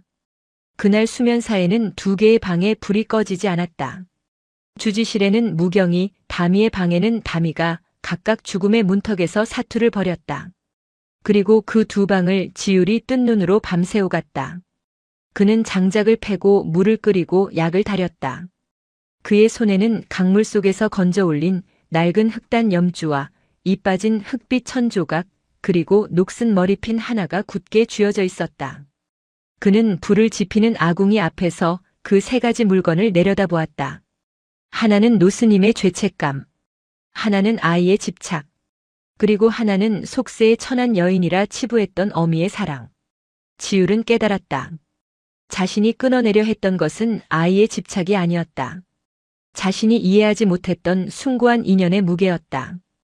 해동의 대가는 이토록 혹독했다. 사흘이 흘렀다. 수면사의 겨울은 여전히 추웠지만 그 누구도 강가에 대해 이야기하지 않았다. 얼음 깨는 소리가 사라진 산사는 그 이전보다 더 무거운 침묵에 잠겼다. 다미이는 꼬박 사흘을 불덩이 같은 고열에 시달렸다. 아이는 의식 없는 잠꼬대 속에서 엄마를 부르지도 춥다고 말하지도 않았다. 그저 얕은 숨을 몰아쉬며 7년간의 사투에서 벗어나려는 듯 깊은 잠에 빠져 있었다. 무경은 담이보다 먼저 의식을 차렸다. 노스님의 몸은 강물의 한기를 이기지 못해 반신에 가벼운 마비가 왔지만 그의 정신은 6년 만에 처음으로 맑아진 듯했다. 지율은 그 사흘간 잠을 자지 않았다. 그는 무경의 수발을 들고 담이의 약을 다렸다. 그의 얼굴은 헬쑥해졌지만 눈빛은 예전의 그 날카롭고 오만한 빛이 아니었다. 그는 묵묵히 자신의 소임을 다할 뿐이었다. 나흘째 되던 날 아침 담이가 긴 잠에서 깨어났다. 아이는 천천히 눈을 떴다. 방 안은 따뜻한 온기로 가득했고 낯선 정적이 흘렀다. 아이는 본능적으로 5년간 자신의 몸의 일부처럼 쥐고 있던 것을 찾았다. 손이 허전했다. 염주가 없었다. 담이의 눈의 순간 붉은 띠에 묶였을 때와 같은 공포가 어렸다. 아이는 상반신을 벌떡 일으켰다. 괜찮다. 여기 있다. 그때 방 한쪽에 조용히 앉아있던 무경이 나지막이 말했다. 노스님은 한쪽 팔로 몸을 지탱하며 겨우 앉아있었다. 무경의 옆 탁자 위에는 담이의 흑단 염주가 가지런히 놓여 있었다. 그런데 그 염주 옆에 다른 것들이 함께 있었다. 깨끗하게 씻어 말린 흑빛 천조각, 그리고 녹이 슬었지만 정갈하게 닦인 작은 머리핀 하나. 담이의 시선이 염주가 아닌 그 머리핀에 꽂혔다. 아이는 마치 자석에 이끌리듯 침상에서 내려와 탁자 앞으로 다가갔다. 그리고는 떨리는 작은 손을 염주가 아닌 머리핀으로 천천히 가져갔다. 아이는 머리핀을 집어들었다. 그리곤 자신의 작은 손바닥 위에 올려놓고 한참을 가만히 내려다보았다. 무경은 아무 말도 하지 않고 그저 아이의 작은 뒷모습을 지켜볼 뿐이었다. 담이야. 무경이 힘겹게 입을 열었다. 그것이 기억나느냐? 담이는 대답 없이 머리핀을 든 손을 천천히 자신의 가슴으로 가져갔다. 따뜻해.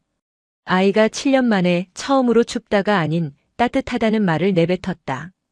이거 하면 엄마가 웃었어. 담이가 머리핀을 자신의 머리에 꽂는 신용을 하며 희미하게 웃었다. 그것은 5년 전 2살배기 아이가 모자란 년 덕실이의 품에 안겨 재롱을 부리던 잊혀진 기억의 편린이었다. 무경은 눈을 감았다. 눈물이 뜨거운 뺨을 타고 흘렀다. 모든 것이 명확해졌다. 담이가 5년간 얼음 위를 걸으며 들었던 엄마의 울음소리는 6년 전 강물에 빠져 죽은 생모의 원혼이 아니었다. 그것은 5년 전 병으로 죽어 마을 사람들의 공포 속에서 자신의 유품 머리핀과 함께 강물에 버려진 두 번째 엄마 덕실이의 아이를 향한 그리움이었다. 담이가 걸었던 그 자리는 공교롭게도 생모가 죽은 자리이자 덕실의 유품이 버려진 자리였다. 두 어미의 한이 겹쳐진 슬프고도 기묘한 인연의 교차점이었던 것이다. 담이는 자신을 낳아준 어미는 기억하지 못했지만 자신을 1년 혹은 2년간 따뜻하게 안아주고 이 머리핀을 꽂고 웃어주던 덕실 엄마는 그 차가운 강물 속에서도 잊지 않고 있었던 것이다. 아이는 5년간 그 따뜻했던 기억을 되찾기 위해 차가운 얼음 위를 걸었던 것이다. 그때 방문이 조용히 열리고 지율이 약사발을 들고 들어왔다. 그는 담이가 깨어난 것을 보고 그리고 아이의 손에 쥔 머리핀을 보고 그 자리에 우뚝 멈춰섰다. 담이는 지율을 바라보았다. 예전처럼 두려워하거나 으르렁거리지 않았다. 아이는 자신의 다른 쪽 손으로 탁자 위에 놓인 흑단 염주를 집어들었다. 그리고는 지율에게로 걸어갔다. 지율은 자신도 모르게 뒷걸음질 치려다 이내 멈추고 무릎을 꿇었다. 담이는 염주를 지율에게 내밀었다. 지율은 이게 무슨 뜻인지 몰라 무경을 바라보았다. 무경은 조용히 고개를 끄덕였다. 이 흑단 염주. 그것은 6년 전 무경의 죄책감의 상징이었고 담이에게는 엄마 덕실을 찾는 유일한 끈이었다. 아이는 이 염주를 만지며 덕실의 목소리를 들었던 것이다. 하지만 이제 아이는 진짜 유품인 머리핀을 찾았다. 더 이상 이 낡은 염주에 기댈 필요가 없었다. 담이는 염주를 지율의 손에 쥐어주었다. 스님. 아이가 처음으로 지율을 스님이라 불렀다. 스님 울지 마세요. 지율은 그제야 자신이 울고 있음을 깨달았다. 그는 아이의 손에 쥔 염주와 그 염주를 쥐어주는 아이의 얼굴을 번갈아 보았다. 아이는 지율이 자신을 붉은 띠로 묶었을 때의 공포도 자신을 물에서 건져내며 울부짖던 절박함도 모두 알고 있다는 듯 맑은 눈으로 그를 바라보고 있었다. 다미는 염주 과거의 집착, 무경의 죄를 지울 과거의 오만, 현재의 참회에게 넘겼다. 그리고 자신은 머리핀 현재의 사랑, 덕실의 기억을 가슴에 품었다. 그것은 7살 혹은 6살 동자승이 자신을 얽매고 있던 모든 인연의 매듭을 스스로 풀어내는 장엄한 해탈의 순간이었다. 무경은 그 광경을 보며 마비된 몸의 고통도 잊은 채 조용히 합장했다. 깨지지 않으려면 먼저 밟아야만 했던 아이. 가장 차가운 슬픔의 길을 걸은 자만이 가장 따뜻한 사랑의 자리에 닿는다는 것을 저 작은 동자승이 늙은 스님과 젊은 스님 모두에게 가르치고 있었다. 봄은 가장 낮은 곳에서부터 왔다. 수면사 대웅전 처마 끝에 매달렸던 고드름이 햇살에 몸을 녹여 돛돌 위로 떨어지기 시작했다. 쨍 하고 날카롭게 부서지는 소리. 그것은 지난 겨울 내내 산사를 지배했던 쇠꼬챙이 소리 캉캉의 불길함과는 다른 명징한 끝맺음의 소리였다. 영천강도 잠에서 깨어나고 있었다. 쿠마이너스 며칠간 이어진 따스한 바람에 강을 뒤덮었던 거대한 얼음판이 드디어 제 무게를 이기지 못하고 갈라지기 시작했다. 얼음장들이 서로 부딪히며 솟구치고 그 틈으로 6년 만에 햇빛을 본 검은 강물이 용트림하듯 흘러갔다. 겨우내 아이의 광기를 받아내던 강은 이제야 비로소 제 본래의 소리를 되찾았다. 수면사의 스님들은 더 이상 강가를 두려워하지 않았다. 그들은 얼음이 떠내려가는 장관을 보며 혹독했던 겨울이 끝났음을 실감했다. 그러나 세 사람의 겨울은 아직 끝나지 않았다. 다미는 더 이상 강가에 나가지 않았다. 아이는 따뜻한 방 안에서 볕이 가장 잘 드는 창가에 앉아 있었다. 아이의 손에는 더 이상 흑단 염주가 들려있지 않았다. 그 대신 녹슨 머리핀 하나를 가슴에 품고 그것을 만지작거렸다. 5년간 귓가를 울렸던 엄마의 울음소리는 사라졌지만 그 대신 머리핀의 차가운 금속 감촉을 통해 엄마의 따뜻한 기억을 더듬고 있었다. 무경은 주지실에 누워 그날 입은 한기와 사투를 버렸다. 마비된 하반신은 좀처럼 돌아올 기미가 보이지 않았다. 하지만 그는 고통을 호소하는 대신 창밖에서 들려오는 얼음 깨지는 소리를 들으며 6년 전의 과오와 5년 전의 인연 그리고 현재의 업보를 묵묵히 받아들이고 있었다. 그리고 지율. 그는 그 어느 때보다 바쁘게 움직였다. 그는 뜬 눈으로 밤을 새우며 무경의 약시중을 들었고 다미의 공양을 챙겼다. 그의 얼굴은 반쪽이 되었지만 예전의 그 날카롭고 오만한 수행자의 모습은 온데간데 없었다. 그는 아궁이 앞에서 땀을 뻘뻘 흘리며 불을 지피는 그저 일하는 사미승 같았다. 그의 손에는 다미가 건네준 그 낡은 흑단 염주가 감겨 있었다. 그것은 이제 지율의 것이 되었다. 아이의 집착이었던 것은 이제 스님의 참회가 되었다. 얼음이 거의 다 녹아갈 무렵 무경이 지율을 자신의 방으로 불렀다. 지율 스님. 예, 노스님. 지율이 꿇어앉아 노스님의 땀을 닦아주었다. 강물이 멈추기 전에 해야 할 일이 있네. 옥산 할매의 말이 맞았어. 강은 받은 것을 절대 잊지 않고 가진 것을 공짜로 내어주지 않지. 무경은 며칠 전 읍내 주막에서 들었던 이야기를 지율에게 모두 털어놓았다. 다미의 두 번째 어미 덕실에 대한 이야기. 역병에 죽어 마을 사람들의 공포 속에서 강가에 버려진 그녀의 마지막. 지율은 묵묵히 듣고 있었다. 그가 붉은 띠로 끊어내려 했던 망상과 원혼의 실체가 실은 이토록 아프고 서러운 인간사였음을 그는 이미 알고 있었다. 그 여인 덕실 보살의 유해를 찾아야 하네. 무경의 목소리는 낮았지만 힘이 있었다.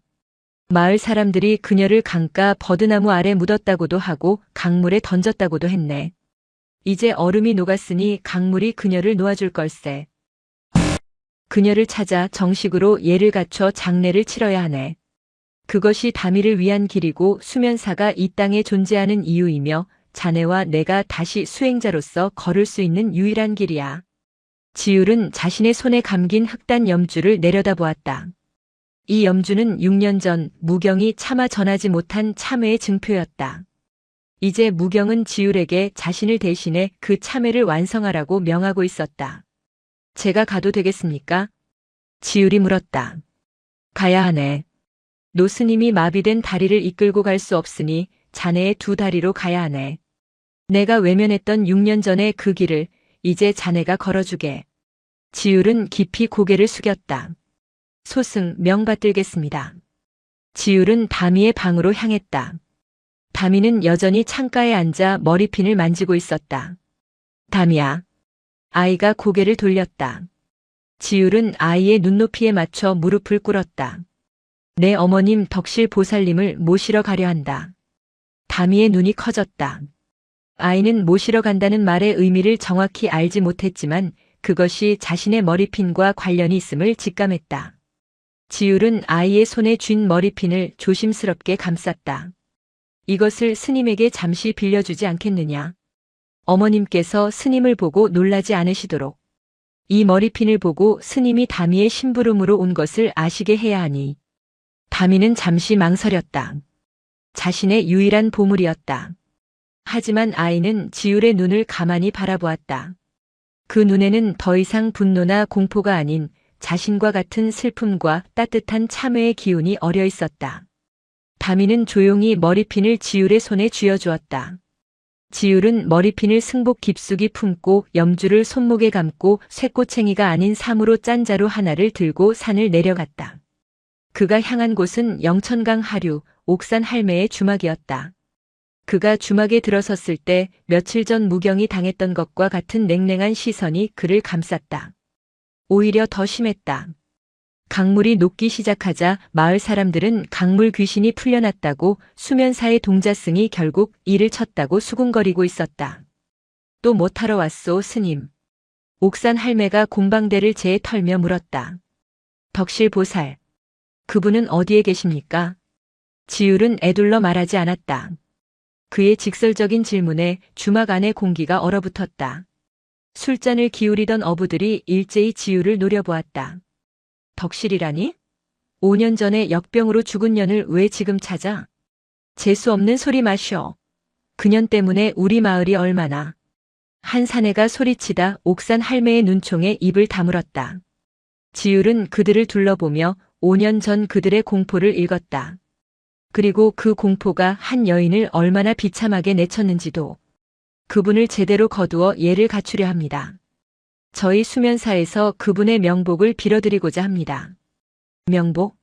옥산 할매가 코웃음을 쳤다. 살아생전엔 거들떠보지도 않던 양반들이 이제 와서 죽은 년 명복은 왜? 스님네들 공덕 쌓으시려고? 지율은 옥산 할매의 독설을 피하지 않았다. 그는 묵묵히 무릎을 꿇었다. 아닙니다, 할머니. 스님이, 그것도 수면사의 위세 등등했던 젊은 스님이 천안 주막 바닥에 무릎을 꿇자 모두가 경악했다. 저희의 오만이었습니다. 저희의 무지였습니다. 그분을 외면했던 것은 저희 절이었고 그분을 가장 두려워했던 것은 바로 저 자신이었습니다. 지율은 자신의 손목에 감긴 흑단 염주를 풀어 주막 바닥에 내려놓았다. 덕실 보살님은 저희 절의 동자승 다미의 어머님이십니다. 자식을 낳지는 않았으나 목숨으로 거둔 어미입니다. 그 어미를 이제라도 자식의 곁으로 모셔가고자 합니다. 옥산 할매의 곰방대를 쥔 손이 미세하게 떨렸다.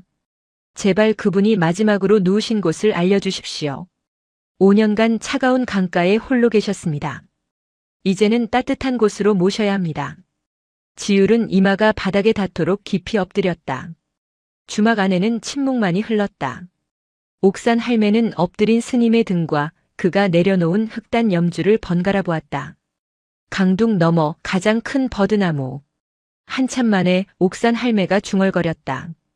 역병이 무서워 거기다 그냥 집자리로 둘둘 말아묻었어. 흙도 제대로 못 덮고. 비 오면 물이 차는 곳이었지. 그년이 마지막에 그 머리핀 하나만은 꼭 같이 묻어달라고. 지율은 대답 없이 일어나 주막 바닥에 쌀 한 줌과 동전 몇 잎을 공양으로 놓고 주막을 나섰다. 그는 옥산 할매가 알려준 강둑 너머 가장 큰 버드나무로 향했다. 겨울이 끝나고 강물이 녹아 땅이 질척거렸다. 버드나무는 거대한 괴물처럼 뿌리를 드러내고 있었다. 5년의 세월 동안 강물이 범람하고 흙이 쓸려나가 나무 뿌리 근처는 처참하게 패여 있었다. 지율은 그곳에서 지프로 짠 자루를 풀었다. 그리고 손으로 질척이는 흙을 파내기 시작했다. 얼마나 팠을까? 그의 손톱 밑이 흙으로 가득 찼을 때 딱딱한 것이 만져졌다. 흙빛 천조각. 다미가 물속에서 건져 올렸던 그것과 같은 재질의 썩다 만 집자리 거적이었다. 지율은 합장했다. 덕실 보살님, 늦게 와서 죄송합니다.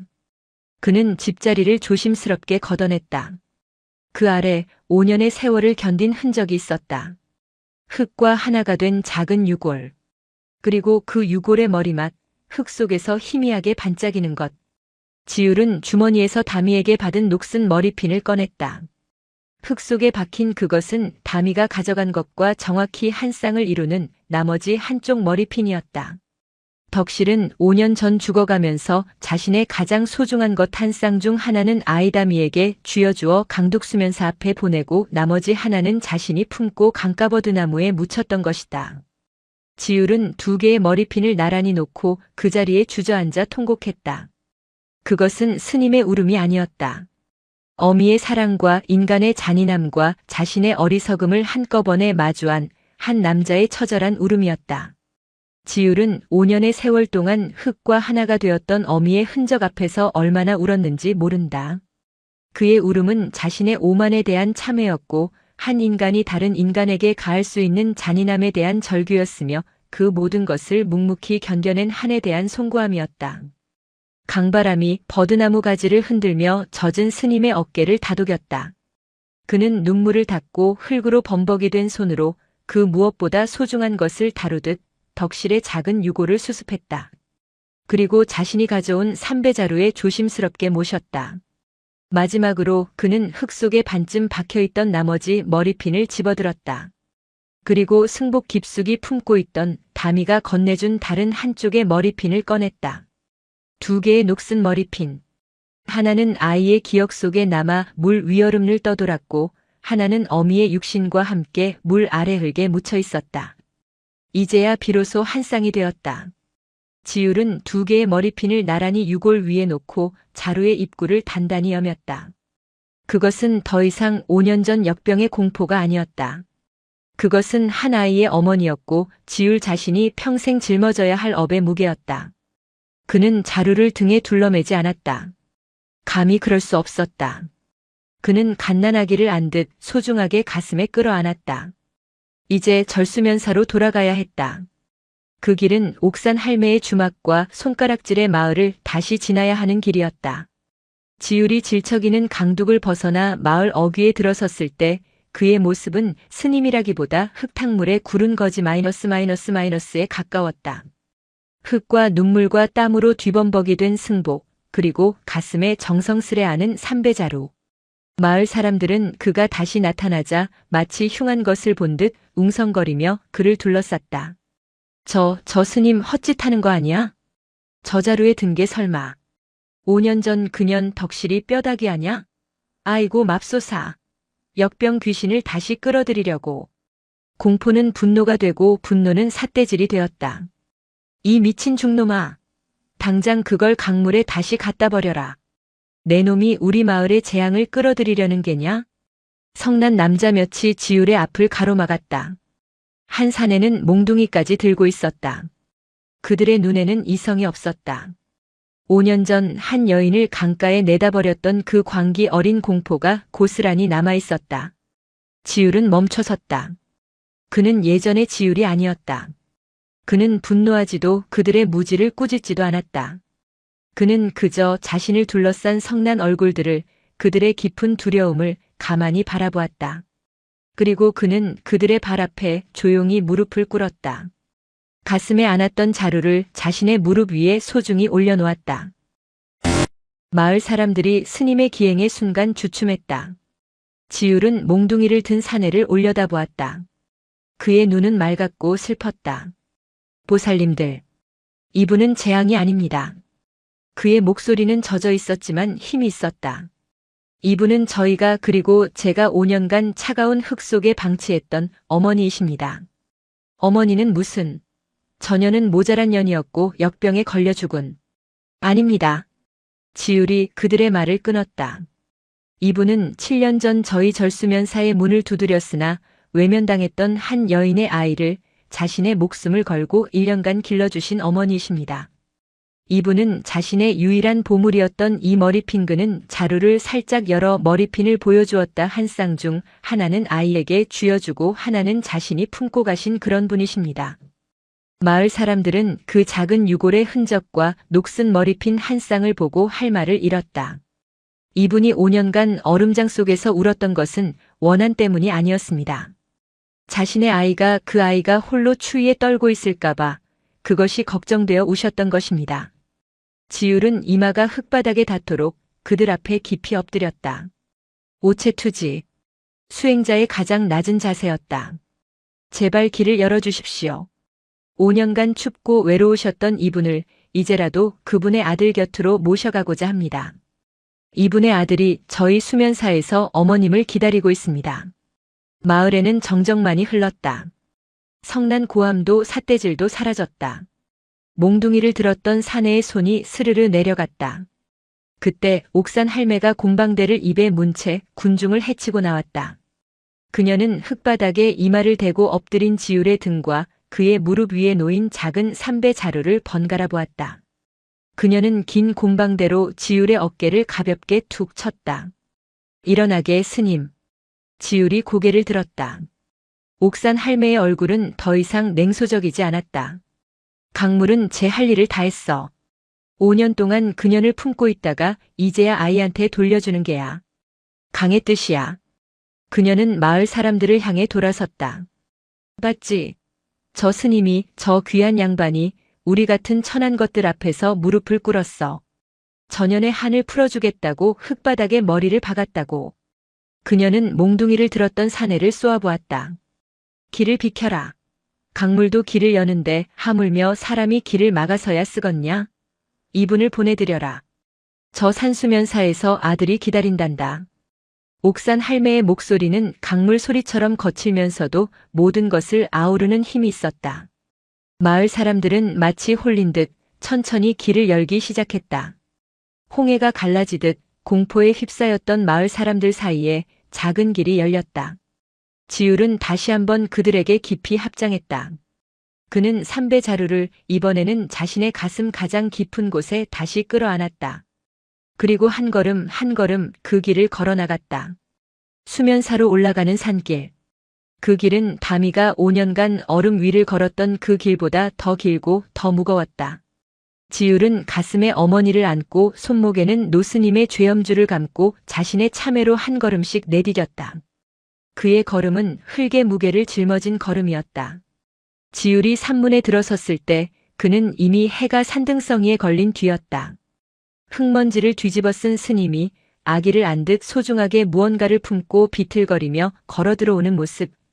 그 모습에 마당을 쓸던 스님들이 빗자루를 떨어뜨리며 멈춰섰다. 지율은 그들의 시선을 아랑곳하지 않았다. 그는 곧장 주지실, 무경의 방으로 향했다. 노스님. 소승 돌아왔습니다. 무경은 땀에 젖은 채 자리에서 상반신을 겨우 일으키려 애쓰고 있었다. 지율은 품에 안았던 삼배 자루를 무경의 머리맡 탁자 위에 조심스럽게 내려놓았다. 이게 덕실 보살님이십니다. 지율의 목소리는 담담했으나 그 무게는 방 안의 공기를 짓눌렀다. 그는 자루를 풀어 그 안에서 수습한 작은 유골의 흔적과 한 쌍을 이룬 녹슨 머리핀을 꺼내 무경에게 보였다. 무경은 그 두 개의 머리핀을 보는 순간 6년의 죄책감과 5년의 의문이 한꺼번에 풀리는 듯한 전율에 감았던 눈을 뜨지 못했다. 그는 마비된 손을 애써 움직여 그 머리핀 하나를 만지려 했다. 6년 전 내가 외면했던 그 여인은 아이를 낳은 어미였고 5년 전 이분이 그 아이를 거둔 보살이셨구려. 무경의 마른 눈에서 눈물 한 줄기가 흘러내렸다. 내가 그 두 분의 인연을 6년 전에 끊어버릴 뻔했구나. 아니, 이미 끊어버렸지. 그리고 그 업보를 다미와 이 보살님이 5년간 지고 있었던 게야. 지율은 조용히 무경의 손을 잡았다. 노스님의 손은 얼음장처럼 차가웠다. 노스님. 이제 저희가 그 업을 갚을 때입니다. 지율은 밖을 향해 소리쳤다. 거기 누구 있느냐? 가장 깨끗한 함과 가장 좋은 향을 가져오너라. 그리고 대웅전 앞마당에 장작을 쌓아라.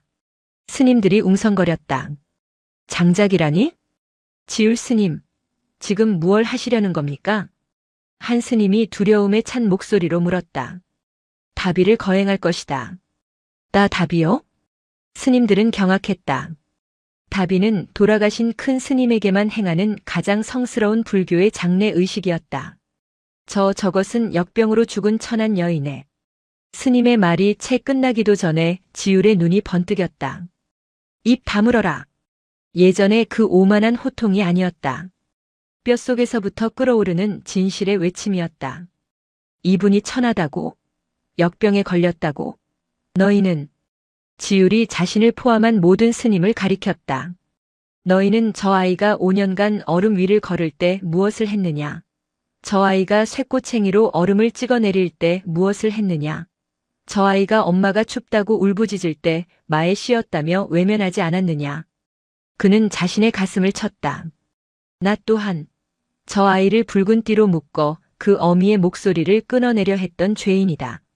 이분이야말로 우리의 그 오만과 무지를 깨우치기 위해 5년간 차가운 강가에서 기다리신 진신 보살님이시다.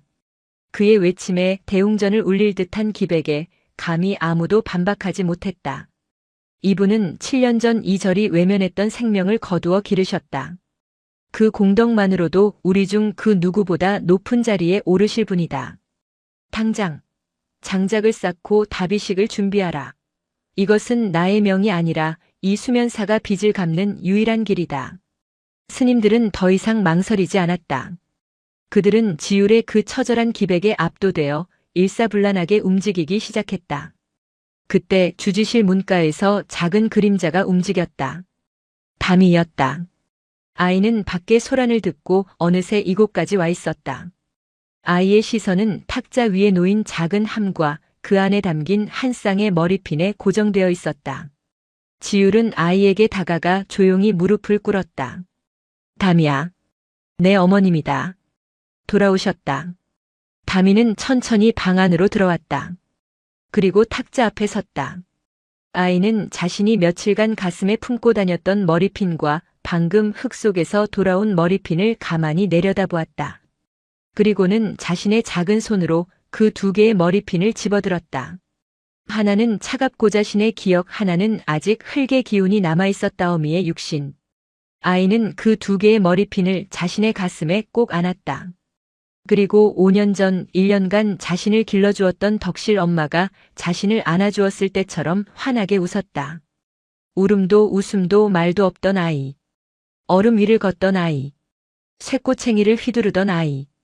그 아이가 7년의 세월을 뛰어넘어 처음으로 행복이라는 감정을 되찾은 듯 맑게 웃고 있었다.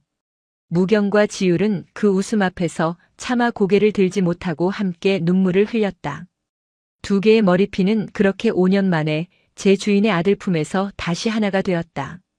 수면사 대웅전 앞마당에 정갈하게 쌓인 장작더미가 노을빛을 받아 붉게 물들었다. 그것은 다비를 위한 연화되었다. 스님들은 경건한 마음으로 그 주위를 돌며 5년간 자신들의 무지와 오만 속에서 잊혔던 한 영혼을 위한 독경을 시작했다. 나무아미타불. 지율은 갓 목욕재개를 마친 다미의 손을 잡고 연화대 앞으로 나아갔다. 다미의 손에는 깨끗한 흰천에 쌓인 작은 함이 들려 있었다. 그 안에는 덕실의 유골과 한 쌍의 머리핀이 함께 잠들어 있었다. 이것은 그 어떤 큰 스님의 다비식보다 더 엄숙하고 처절한 의식이었다. 다미는 두려워하지 않았다.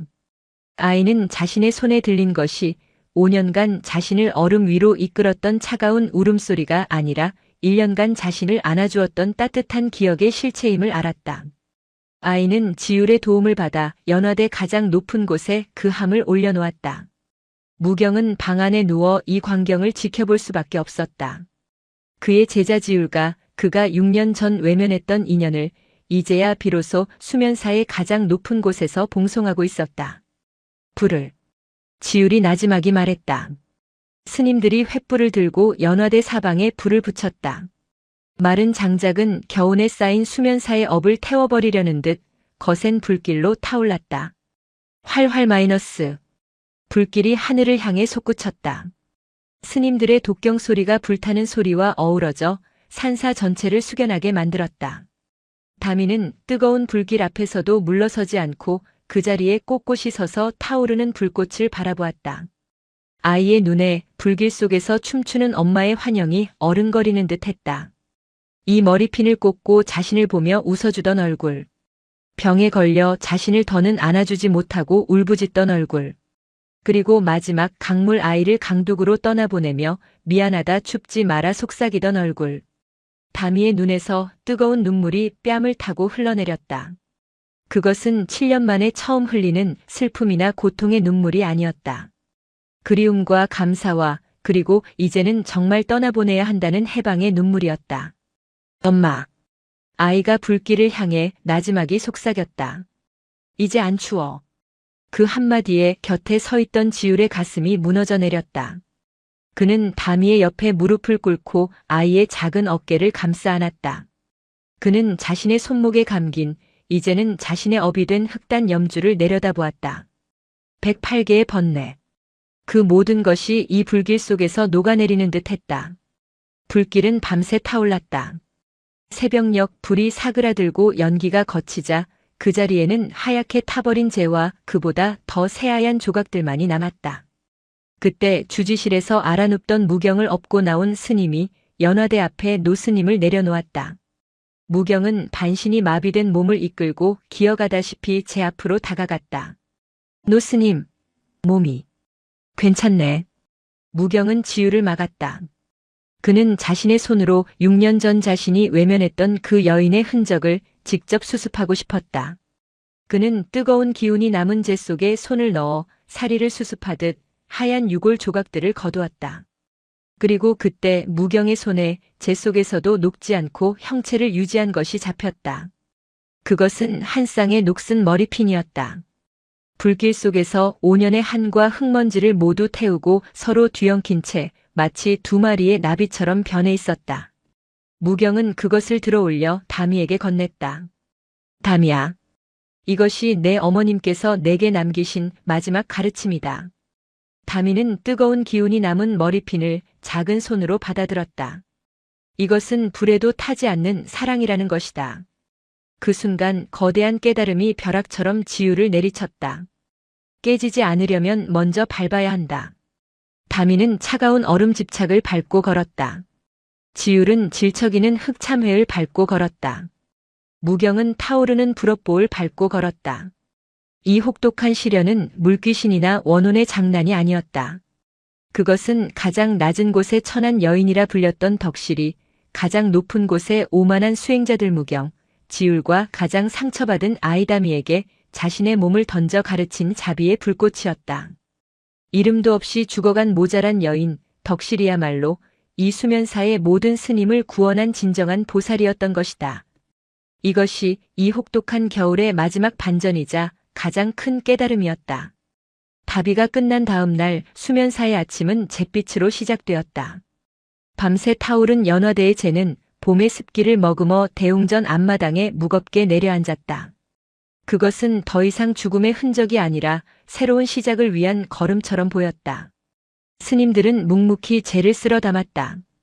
그들의 빗자루질에는 더 이상 5년 전 덕실을 내쳤던 마을 사람들 같은 공포나 7년 전 아이를 외면했던 무경 같은 냉담함이 없었다. 그들은 자신들이 어젯밤 목도했던 자비의 불꽃 앞에서 한 영혼이 남긴 무게를 정중히 쓸어 담고 있었다. 다미이와 지율은 그제의 한가운데 섰다. 다미는 자신의 작은 손으로 잿더미 속에 남은 가장 희고 깨끗한 조각들, 어미의 마지막 흔적을 수습했다. 지율은 그 옆에서 불길 속에서 하나로 뒤엉킨 두 마리의 나비처럼 변해버린 녹슨 머리핀을 집어들었다. 그것은 더 이상 녹슨 쇠붙이가 아니었다. 그것은 불의 시험을 견뎌낸 사랑의 가장 단단한 결정체였다. 두 사람은 수습한 유골과 머리핀을 무경이 평생 경전을 담아두었던 가장 오래된 오동나무함에 정성스럽게 모셨다. 지율은 그 함을 들고 다미의 손을 잡고 무경의 방으로 향했다. 무경은 창백한 얼굴로 창으로 스미는 아침 햇살을 바라보고 있었다. 마비된 하반신은 감각이 없었지만 그의 정신은 맑았다. 그는 지율과 다미가 들어서는 것을 보고 힘겹게 미소를 지었다. 모셨느냐? 예, 노스님. 지율이 오동나무 함을 노스님의 머리맡에 내려놓았다. 무경은 함을 쓰다듬으며 그 안에 든 무게를 느끼는 듯 했다. 6년 전의 죄, 5년 전의 인연, 그리고 어젯밤의 구원. 이제 되었네. 그 보살님 덕실께서 나 같은 늙은 중을, 자네 같은 오만한 중을, 그리고 저 상처 많은 아이를 모두 구원하셨어. 무경은 숨을 몰아쉬었다. 지율 스님. 예, 노스님. 내게 염주를 주게. 지율은 자신의 손목에 감겨있던 5년 전 다미의 손에 쥐어져 있었고 6년 전 무경이 차마 건네지 못했던 그 흑단 염주를 풀었다. 이것은 나의 죄였습니다. 지율이 고백했다.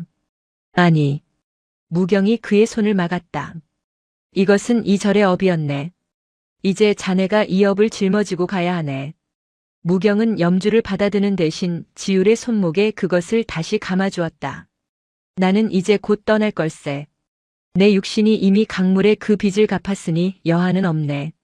하지만 자네는 이 염주를 볼 때마다 기억하게. 수행이란 경전 속에 갇히는 것이 아니라, 깨달음이란 산사 담장 안에 머무는 것이 아니라, 진짜 부처는 저작거리에 모자란 여인의 얼굴로 상처 입은 아이의 울음소리로 그렇게 우리 곁에 온다는 것을 말일세. 지율은 흑단 염주가 자신의 손목을 조이는 무게에 차마 고개를 들지 못하고 흐느꼈다. 이제 마지막으로 할 일이 남았네. 무경이 다미를 바라보았다. 다미야, 내 어머님을 가장 따뜻하고 가장 볕이 잘 드는 곳에 모셔드려야지. 어디요? 다미가 7년 만에 처음으로 질문을 했다. 무경은 창밖 영천강이 흘러가는 쪽을 가리켰다. 저 강가? 내가 5년간 걸었던 그 차가운 얼음 위가 아니라 너와 내가 빠졌다가 지율 스님이 우리를 건져 올린 그 자리. 죽음이 다시 생명으로 태어난 그 자리. 그 환생의 강가에 내 어머님을 위한 작은 집을 지어드리자꾸나. 그것이 무경의 마지막 유언과도 같은 명이었다. 그날 오후 지율과 다미는 강가로 내려갔다. 강물은 완전히 녹아 봄의 햇살을 받아 은빛으로 반짝이며 유유히 흘렀다. 지율과 다미가 섰던 그 위태로운 얼음판은 사라졌고 모든 것을 정화한 듯한 맑은 강물만이 흘렀다. 그들이 물에서 건져 올려졌던 강둑 바로 앞에 평평한 터. 지율은 승복 소매를 걷어붙였다. 그는 흑단 염주를 옆에 내려놓았다. 다미도 오동나무 함을 내려놓고 작은 손으로 돌을 나르기 시작했다. 두 사람은 아무 말도 하지 않았다. 지율은 크고 평평한 돌을 골라 기단을 삼았다. 다미는 그 틈을 메울 작은 조약돌을 날랐다. 한때 규율의 칼날 위에 서서 다미의 모든 것을 집착과 망상이라 재단했던 지율. 한때 어미의 목소리 기억에 갇혀 세상의 모든 것을 거부했던 다미. 그 두 사람이 이제는 함께 하나의 집을 짓고 있었다. 지율이 돌을 쌓으면 다미가 흙을 개어 그 틈을 메웠다. 그들의 손은 흙으로 범벅이 되었지만 그 얼굴은 더할 나위 없이 평온했다. 해질녘이 되어 어른 허리 높이의 작지만 단단한 돌탑이 완성되었다. 지율은 탑의 한가운데 가장 중심이 되는 자리에 작은 공간을 만들었다. 다미가 오동나무 함을 열었다. 아이는 그 안에서 불에 타지 않은 한 쌍의 머리핀을 꺼내 자신의 가슴에 품었다. 그리고 어미의 유골이 담긴 흰 천을 지율이 마련한 그 공간에 조심스럽게 안치했다. 이제 5년간 차가운 흙 속에서 울던 덕실보살은 아들이 지어준 가장 따뜻한 집, 강물이 자장가처럼 들려오는 그곳에 영원히 잠들게 되었다. 지율은 마지막 돌로 그 입구를 막았다. 탑은 완성되었다. 다미는 가슴에 품었던 그 한 쌍의 머리핀을 들고 탑의 가장 꼭대기로 손을 뻗었다. 아이의 키가 닿지 않았다. 지율이 빙그레 웃으며 아이를 번쩍 들어올렸다. 다미는 지율의 어깨 위에 앉아 자신의 손으로 그 한 쌍의 머리핀을 돌탑의 가장 높은 곳에 꽂았다. 두 마리 나비가 마침내 안식처를 찾은 듯 봄바람에 금빛으로 반짝였다. 지율은 아이를 내려놓고 그 탑 앞에 섰다. 그리고 손목에 흑단 염주를 쥐고 깊이 합장했다. 다미도 그 옆에 서서 흑투성이 두 손을 모아 합장했다. 그것은 수면사가 빚을 갚고 강물 영천강이 용서하고 두 어미 생모와 덕실가 안식하고 두 아들 다미와 지율이 다시 태어난 거룩한 순간이었다. 그로부터 10년의 세월이 흘렀다. 강산이 변한다는 세월. 수면사 또한 변했다. 혹독했던 겨울의 기억은 영천강의 흐름에 씻겨 내려갔고 그 자리에는 새로운 이야기가 쌓였다. 무경 노스님은 그의 봄 강가에 돌탑이 세워지는 것을 보고 자신의 방에서 평화롭게 입적했다. 노스님은 마지막 순간까지 마비된 손으로 6년 전 그 여인이 두고 갔던 아이의 이름조차 지어줄 자격이 없다는 쪽지를 붙잡고 미안합니다. 그리고 고맙습니다라는 말을 남겼다고 한다. 수면사의 주지는 지율이 되었다. 하지만 그는 10년 전에 그 날카롭고 오만한 지율이 아니었다. 그의 얼굴에는 경전의 날카로움 대신 흙의 부드러움과 강물의 기품이 함께 배어 있었다. 그는 더 이상 스님들에게 엄격한 계율만을 강조하지 않았다. 그는 대신 아궁이에 불을 떼고 밭을 갈고 강가에 버려진 쓰레기를 줍는 일에 앞장섰다. 그의 손목에는 10년의 세월 동안 더욱 반질반질해진 흑단 염주가 여전히 감겨 있었다. 그것은 그에게 가장 높은 진리는 가장 낮은 곳에 있다는 것을 잊지 않게 하는 영원한 화두였다. 그리고 다미. 얼음 위를 걷던 7살 동자승은 이제 17살의 훤칠한 청년 수행자 다미 스님이 되었다. 그는 말을 잃었던 아이가 맞나 싶을 정도로 맑고 부드러운 목소리를 가졌다. 그는 경전 공부에도 뛰어났지만 그가 가장 좋아하는 일은 강가에 세워진 어머니의 탑을 돌보는 것이었다. 그 돌탑은 10년의 세월 동안 수면사의 그 어떤 전각보다 더 중요한 성지가 되었다. 처음에는 스님들만 찾던 그곳에 어느 날부터인가 산 아래 마을 사람들이 찾아오기 시작했다. 10년 전 지율에게 몽둥이를 들고 역병 귀신이라며 삿대질을 했던 그 마을 사람들이었다. 그들을 이끈 것은 옥산 할매였다. 옥산 할매는 지율이 주지가 되고 다미가 자라는 모습을 보며 10년 전 그날 주막 바닥에 엎드렸던 스님의 참회와 강물의 뜻을 잊지 않았다. 그녀는 마을 사람들에게 덕실 보살의 이야기를 전했다. 모자란 년, 역병에 걸린 년이 아니라 버려진 아이를 거둔 보살의 이야기. 그 아들 다미과 그 아들의 스승 지율이 어미를 위해 절을 바꾸고 스스로를 바꾼 이야기. 마을 사람들은 처음에는 반신반의했지만 하나둘 강가의 돌탑을 찾기 시작했다. 자식이 아픈 어미가 뱃길이 막힌 어부가 그 탑에 와서 작은 돌 하나를 올리고 기도를 하기 시작했다. 이상하게도 그 탑에 기도를 하고 나면 마음이 편해지고 일이 풀렸다. 그 탑은 덕실 보살탑 혹은 아이들의 병을 잘 낫게 해준다고 하여 아이 어미 탑이라고 불리게 되었다. 5년 전 강물 귀신이라며 손가락질하던 공포의 대상이 이제는 10년의 세월이 흘러 마을을 지켜주는 수호신이 된 것이다. 어느 여름날 한 젊은 보살 여신도이 포대기에 싼 갓난아기를 안고 수면사를 찾았다. 아이가 밤새 열이 나고 경기를 일으켜 의원도 포기한 것을 지푸라기라도 잡는 심정으로 아이 어미 탑의 영험함을 듣고 찾아온 것이었다. 그녀는 대웅전이 아닌 곧장 강가로 달려갔다. 그곳에는 다미 스님이 탑을 정갈하게 닦고 있었다. 탑 꼭대기에 10년간 비바람을 맞아 푸른 녹이 슬었지만 여전히 서로를 감싸고 있는 한 쌍의 머리핀이 햇살에 반짝였다. 스님, 스님, 제발 제 아이 좀 살려주십시오. 이 탑의 빌면. 여인은 울부짖으며 아이를 탑 앞에 내려놓으려 했다. 다미는 10년 전에 자신을 보듯 그 절박한 어미와 아픈 아이를 가만히 바라보았다. 그는 10년 전 무경이나 지율처럼 이곳은 여인의 몸이 머물 곳이 못 됩니다라거나 그것은 집착입니다라고 말하지 않았다. 다미는 조용히 다가가 펄펄 끓는 아이의 이마에 자신의 서늘한 손을 가만히 얹었다. 그리고는 아이의 어미를 바라보며 10년 전 자신이 불길 속에서 깨달았던 그 말을 나지막이 전했다. 보살님, 괜찮습니다. 아이도 보살님도 이제 춥지 않습니다. 그 맑고 따뜻한 한마디에 여인의 울음이 멎었다. 아이의 거친 숨소리도 신기하게 조금씩 잦아들었다. 그때 지율이 낡은 흑단 염주를 쥔 손으로 그들의 머리 위로 그늘을 만들어주며 조용히 그들 곁에 섰다. 수면. 6년 전 한과 죄와 집착만을 비추던 그 차가운 강물은 이제 가장 낮은 곳에서 피어난 어머니 덕실의 얼굴을, 그것을 지키는 두 아들 다미와 지율의 얼굴을 따뜻하게 비추고 있었다. 진정한 부처의 얼굴은 그렇게 강물 위에 떠 있었다. 영상이 마음에 드셨다면 구독과 좋아요, 댓글 부탁드립니다. 부탁드립니다. 부탁드립니다. 부탁드립니다. 부탁드립니다. 부탁드립니다.